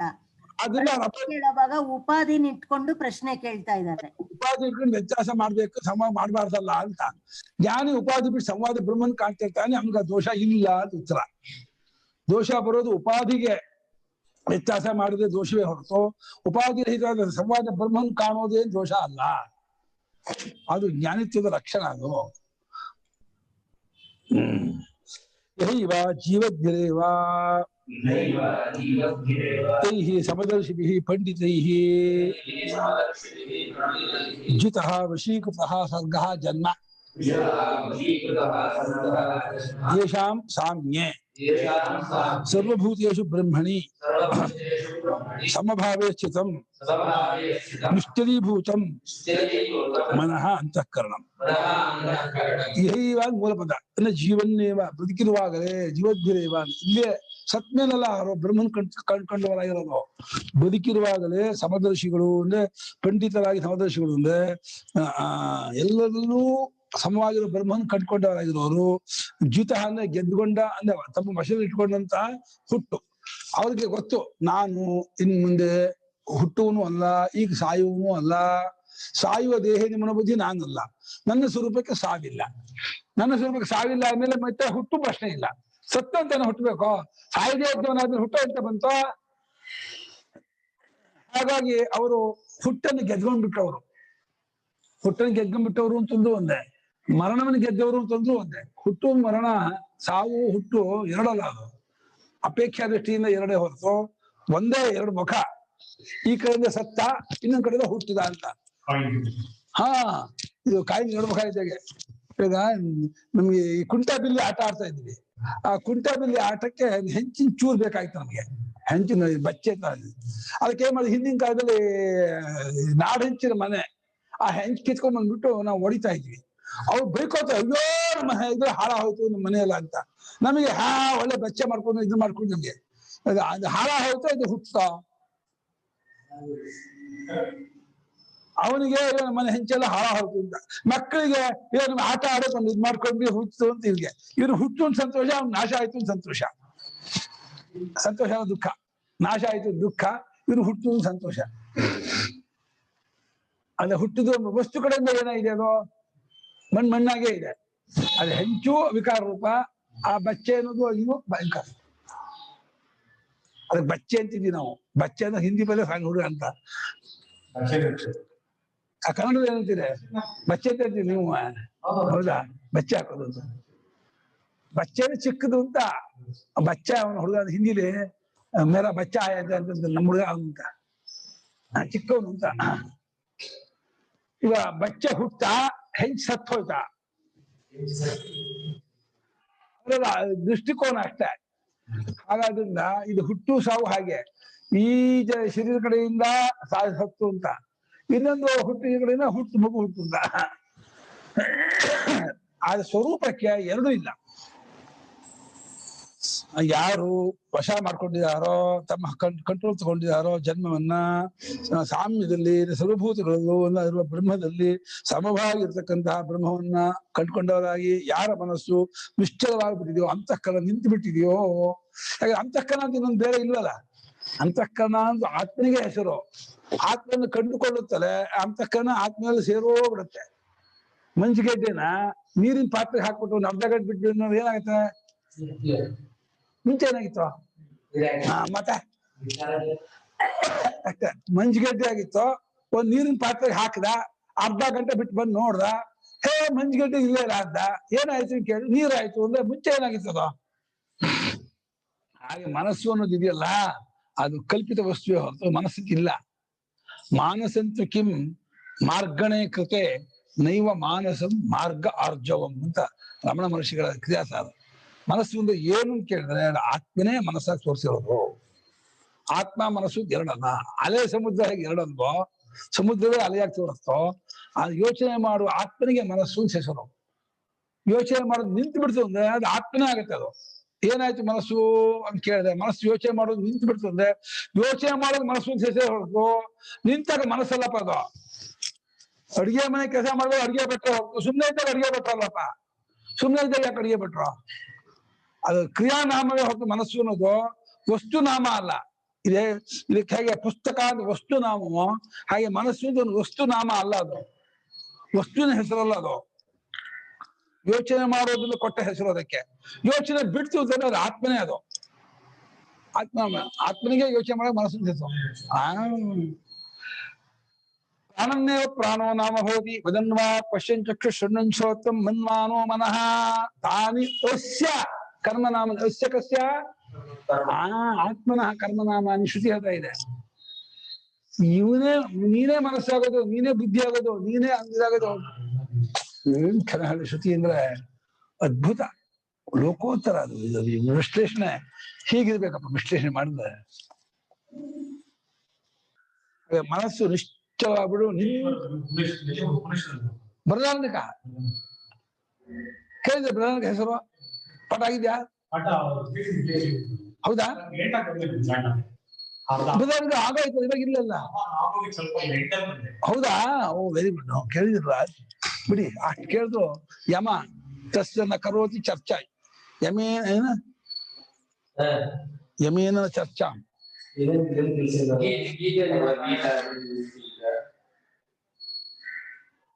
ಗಂಗಾಜಲ ಕಲಿಕಾ ಪೀತ ಸಕೃತಪಿ ಏನ ಮುರಾರ ಸಮರ್ಚ ಕ್ರಿಯತೆ ತಸ್ಯ ಯಮೇನ ನ ಚರ್ಚಾ. ಕ್ರಿಯತೆ ತಸ್ಯ ಯಮೇನ ನ ಚರ್ಚಾ. ಇಷ್ಟು ಮಾಡ್ಬಿಟ್ಟು ಯಮಿ ಚರ್ಚೆ ಮಾಡೋದು. ಅಯ್ಯೋ ಮಾರಾಯ, ನೀ ವೇದಾಂತ ಓದಿದ್ಯೋ, ದೂರ ಹೋಗ್ತಿ ಮಾರಾಯ. ಭಾಷ್ಯ ಓದಿದ್ಯಾ, ಇನ್ನೂ ಭಯ ಆಗತ್ತೆ. ಅದು ಶಂಕರ ಭಾಷ್ಯನ ಮಹಾರಾಜ ತಂಟೆ ಬರಲ್ಲ ನಿಂದು ನಿನಗೆ ದೂರ ಹೋಗ್ಬಿಡ್ತಾರೆ ಯಮ ಓಡ್ಬಿಡ್ತಾರೆ ಈಗ ಶಂಕರ ಭಾಷೆ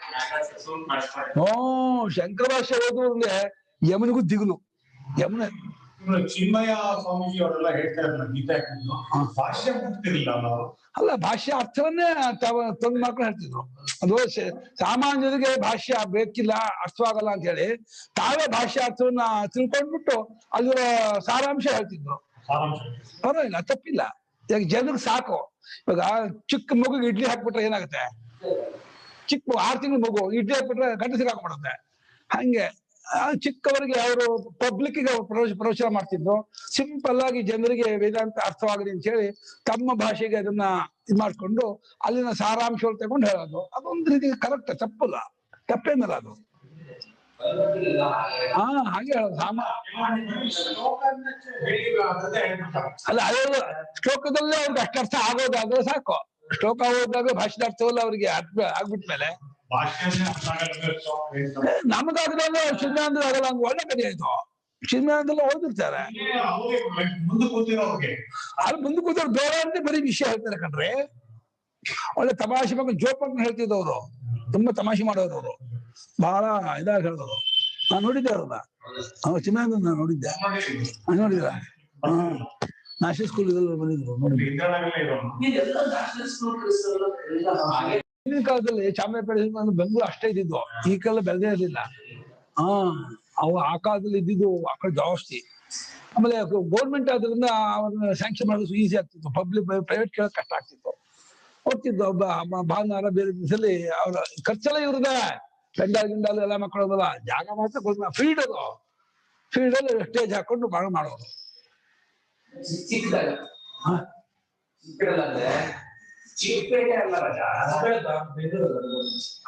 ಅವಾಗ ಇದು ಹೌದು ಚಿಕ್ಕಪೇಟೆ.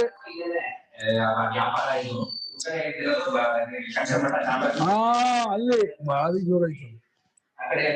ಸ್ವಾಮಿ ಅಲ್ಲೇ ಇದ್ದು ಮುಂಚೆ ಚಾಮರಾಜಪೇಟೆ ಸ್ವಂತ ಮನೆ ಮಾಡಿದ್ದು ಸ್ವಾಮಿ. ಮಾರ್ಬಿಟ್ರು ಅನ್ಕೊಂಡು ಸ್ವಾಮಿ ಮನೆ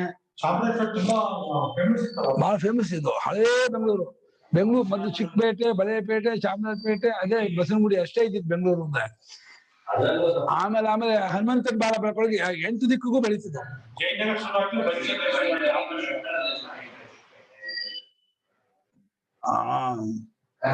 ಅವಾಗಿನ ಬೆಂಗಳೂರು ಬಹಳ ಕಾಮನ್ ಆಗಿತ್ತು ಗೊತ್ತಾ. ಅವಾಗ ಇಷ್ಟೆಲ್ಲ ಗಲಾಟೆ ಇದೆಲ್ಲ ಏನು ಆಟೋ ಗೀಟು ಕಾರ್ ಗೀರು ಏನಿರ್ಲಿಲ್ಲ.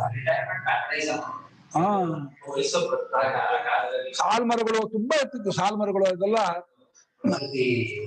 ಬಹಳ ಚೆನ್ನಾಗಿತ್ತು. ತೇಹಿನೋ ದಿವಸ ಆಗತ್ತ ಆ ದಿವಸ ಎಲ್ಲ ಹೋಯ್ತು. ಏನ್ ಮಾಡಲ್ಲ. ನಿರ್ದೋಷಂ ಯದ್ಯಪಿ ದೋಷವತ್ಸು ಶಪಾಕಾದಿಶೋ ಮೂಢೈಃ ತದ್ದೋಷೈಃ ದೋಷವದಿವ ವಿಭಾವ್ಯತೆ ತಥಾಪಿ ತದ್ದೋಷೈಃ ಅಸ್ಪೃಷ್ಟಮಿತಿ ನಿರ್ದೋಷಂ ದೋಷವರ್ಜಿತಂ ಹಿ ಯಸ್ಮಾತ್. ಅದು ನಿರ್ದೋಷವಾದದ್ದು, ನಿರ್ದುಷ್ಟವಾದದ್ದು ಬ್ರಹ್ಮ.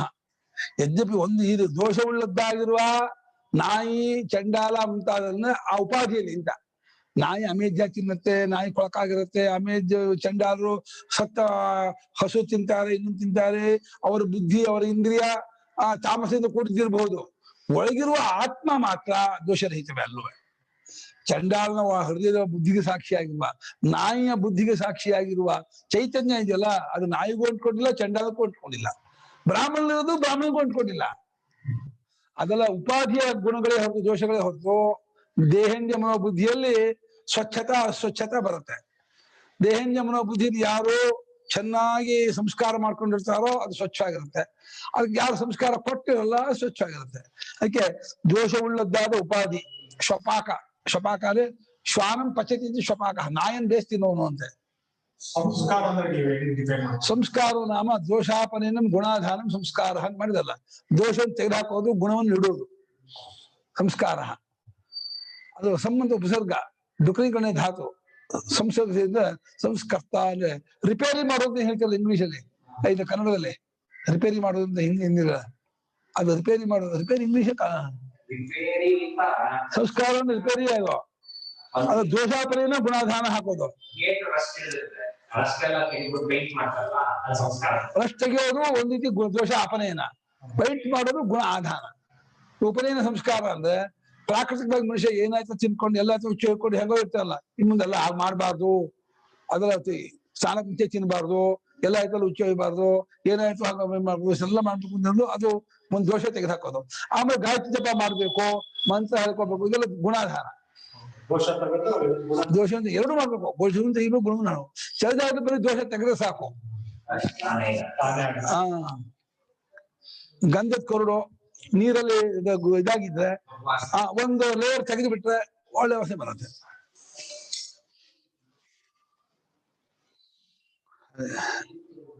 ದೋಷವುಳ್ಳದ್ದಾಗಿರುವ ಉಪಾಧಿಗಳಲ್ಲಿ, ಶಪಾಕಾದಿ ಉಪಾಧಿಗಳಲ್ಲಿ ಮೂಢರು ಆ ದೋಷಗಳಿಂದ ಅದೇ ಆ ಸ್ವರೂಪಕ್ಕೆ ದೋಷವಿದೆ ಎನ್ನುವ ಹಾಗೆ ನೋಡ್ತಾರೆ. ಅಯ್ಯೋ ಅದು ಗಲಿಯೋ ಆ ಒಳಗಿರೋ ಚೈತನ್ಯಕ್ಕೆ ಆ ದೋಷ ಅಂಟಿದೆಯೋ ಅನ್ನುವ ಹಾಗೆ ಕಂಡವರಾದರೂ ವಸ್ತುತಃ ಆ ದೋಷದಿಂದ ಆ ಒಳಗಿರೋ ಚೈತನ್ಯ ಮುಟ್ಕೊಂಡಿರೋಲ್ಲ, ತೆಗೆದುಕೊಂಡಿರೋಲ್ಲ, ಸಂಬಂಧ ಪಟ್ಕೊಂಡಿರೋಲ್ಲ, ಅದು ಅತೀತವಾಗಿರುತ್ತೆ. ಎಷ್ಟೇ ರಾವಣನಾಗಿರ್ಲಿ ದುಶ್ಯಾಸನಾಗಿರ್ಲಿ, ಅವನ ಬುದ್ಧಿ ನೋಡೋ ಚೈತನ್ಯಕ್ಕೆ ಏನ್ ಮಾಡಿದ್ರು ಅದು ದುಶ್ಯಾಸನ ಬುದ್ಧಿ ರಾವಣ ಬುದ್ಧಿ ಅಂಟಿರಲ್ಲ. ಚೈತನ್ಯ ಇರೋದೇ ಗೊತ್ತಿರಲ್ಲ. ಅದ್ ಗೊತ್ತು ಮಾಡ್ಕೊಳ್ಳೋದಾದ್ರೆ ಗೊತ್ತಾಗೋದಲ್ಲ, ಅದು ಗೊತ್ತಾಗೋದಲ್ಲ, ಅದನ್ನ ಗೊತ್ತಾಗಿರಲ್ಲ, ಅದು ಗೊತ್ತಾಗಿರೋದು, ಗೊತ್ತು ಮಾಡ್ಕೊಳ್ತಾ ಇರೋದು ಅದೇ ಅರಿವು. ಬಿಸಿಗೆ ಬೆಂಕಿ ಇಲ್ಲ ಅಂತಂದ್ರೆ, ಬೆಂಕಿಗೆ ಬಿಸಿ ಇಲ್ಲ ಅಂದ್ರೆ ಬೆಂಕಿಯೇ ಬಿಸಿ, ಬೆಂಕಿಗೆ ಬಿಸಿ ಗೊತ್ತಾಗ್ಬೇಕಾಗಿಲ್ಲಪ್ಪ. ಸ್ವರೂಪ ಅದು, ಸ್ವರೂಪ ಆಬ್ಜೆಕ್ಟ್ ಆಗಲ್ಲ. ಉಪಾಧಿ ಕಡೆ ಸ್ವರೂಪ ಆಬ್ಜೆಕ್ಟ್ ಆಗತ್ತೆ ಅಂದ್ರೆ ಆಬ್ಜೆಕ್ಟ್ ಆಗೋದು ಅನಾತ್ಮ ಆಬ್ಜೆಕ್ಟ್ ಆಗುತ್ತೆ. ಸಬ್ಜೆಕ್ಟ್ ಹೆಂಗ ಆಬ್ಜೆಕ್ಟ್ ಆಗುತ್ತೆ? ಎಲ್ಲಕ್ಕೂ ಸಬ್ಜೆಕ್ಟ್ ಒಳಗೆ ಕೂತ್ಕೊಂಡಿದೆ, ಆಬ್ಜೆಕ್ಟ್ ಆಗೋಲ್ಲ ಅದು. ಅದೆಲ್ಲವೂ ಆತ್ಮ ತಾನೇ, ತಾನಿಲ್ಲದೆ ಹೆಂಗಿರಕ್ಕಾಗತ್ತೆ? ಯಾರು ಅವ್ರ ಅನುಭವ ಅದು, ಇನ್ನೊಬ್ರ ಅನುಭವ ಅಲ್ಲ. ಅವ್ರ ಅನುಭವ ಆದ್ಮೇಲೆ ಎಲ್ಲವೂ ತನ್ನೆಲ್ಲ ನಿಮ್ಗೆ ನಿಮ್ಮೆಲ್ಲ ತೋರ್ತಿರೋದು. ನಿಮ್ಗೆ ರಾವಣನ ಕಲ್ಪನೆಯು ನಿಮ್ ಬುದ್ಧಿಯೇ, ಕೃಷ್ಣನ, ರಾಮನ, ಶಿವನ ಕಲ್ಪನೆಯು ನಿಮ್ ಬುದ್ಧಿ. ನಿಮ್ ಬುದ್ಧಿ ಬಿಟ್ಟು ರಾಮನೂ ಇಲ್ಲ, ಶಿವನೂ ಇಲ್ಲ, ಯಾರೂ ಇಲ್ಲ, ರಾವಣನೂ ಇಲ್ಲ, ಕುಂಭಕರ್ಣನೂ ಇಲ್ಲ, ದುರ್ಯೋಧನೂ ಇಲ್ಲ. ಅಷ್ಟು ನೀವೇ, ನಿಮ್ ಮನಸ್ಸೇ, ನೀವು ನಿಮ್ಮ ಮನಸ್ಸೇ ಎಲ್ಲ ಕಲ್ಪಿಸ್ತಿರೋದು. ನಿಮ್ಮನ್ನ ಬಿಟ್ಟು ಯಾವ ಪ್ರಪಂಚವೂ ಇಲ್ಲ, ಯಾವ ಜನರು ಇಲ್ಲ, ಯಾವ ದೇಶ ಕಾಲವೂ ಇಲ್ಲ. ಅಷ್ಟು ನಿಮ್ಮ ಅನುಭವವೇ, ನೀವು ಒಬ್ಬರೇ ಇರೋದು. ಭ್ರಾಂತಿ ನನ್ನ ಹಾಗೆ ಅವರೆಲ್ಲ ಇದ್ದಾರೆ ಅನ್ನೋದು ಅಷ್ಟು ನಿಮ್ ಜ್ಞಾನವೋ ನಮ್ ಜ್ಞಾನವೋ? ಅಲ್ಲಿ ಯಶಿದಾನೆ ಅಂದ್ರೆ ಯಶಿನ ಜ್ಞಾನವೋ ನಿಮ್ ಜ್ಞಾನವೋ? ನಿಮ್ ಜ್ಞಾನ ಬಿಟ್ಟು ಯಶಿದಾನ ಪ್ರೂವ್ ಮಾಡಕ್ಕೆ ಆಗಲ್ಲ. ಅವನ ಬುದ್ಧಿ, ಅವನ ಮನಸ್ಸು ಅದಷ್ಟು ನಿಮ್ ಬುದ್ಧಿಯೇ. ನಿಮ್ ಬುದ್ಧಿ ಕಿತ್ತಾಕ್ಬಿಟ್ಟು ಅವನ ಬುದ್ಧಿ, ಅವನ ಮನಸ್ಸು ನೀವು ಅನುಭವ ತಗೊಳ್ ನೋಡೋಣ. ಅನುಭವ ತಗೋಕ್ ನಿಮ್ ಬುದ್ಧಿಯೇ ತಗೋಬೇಕು, ಅದನ್ನ ನೀವಾಗಿ ತಗೋಬೇಕು. ನನ್ನನ್ನು ಬಿಟ್ಟು ಯಾರು ಇಲ್ಲ, ಎಲ್ಲಾ ತ್ರಿಪುರ ಸುಂದರಿಯೂ ನಾನೇ, ಎಲ್ಲಾ ಕೊಳಜನೂ ನಾನೇ, ಎಲ್ಲ ಪ್ರಪಂಚದವಲ್ಲ ನಾನೇ. ನಾನು ಇಲ್ಲದೆ ಇರೋದು ಯಾವುದೂ ಅಲ್ಲ, ನಾನು ಅಲ್ಲದೆ ಇರೋದು ಯಾವುದೂ ಇಲ್ಲ. ಎನ್ನೈ ಸಿರಿಯದನಂತ ಭಲೆ ಇನ್ನೇನು ಇರೋದಕ್ಕಿಂತ ಎಲ್ಲ ಆತ್ಮ ಗುಣಾಕೇಶ ಸರ್ವಭೂತಾಶಯ ಸ್ಥಿತ ಅಹಮಾದಿಶ್ಚ ಮಧ್ಯಂಚ ಭೂತಾನಾಮಂತ ವಿಷ. ಎಲ್ಲವೂ ಆದಿ ಮಧ್ಯ ಅಂತ ನಾನೇ. ನನ್ನ ಬಿಟ್ಟು ಏನಿಲ್ಲ ಜಗತ್ತಲ್ಲಿ. ಸೆಂಟ್ರಸ್ ನಾಪಿ ಸಗುಣ ಭೇದ ಭಿನ್ನಂ ಅಂತ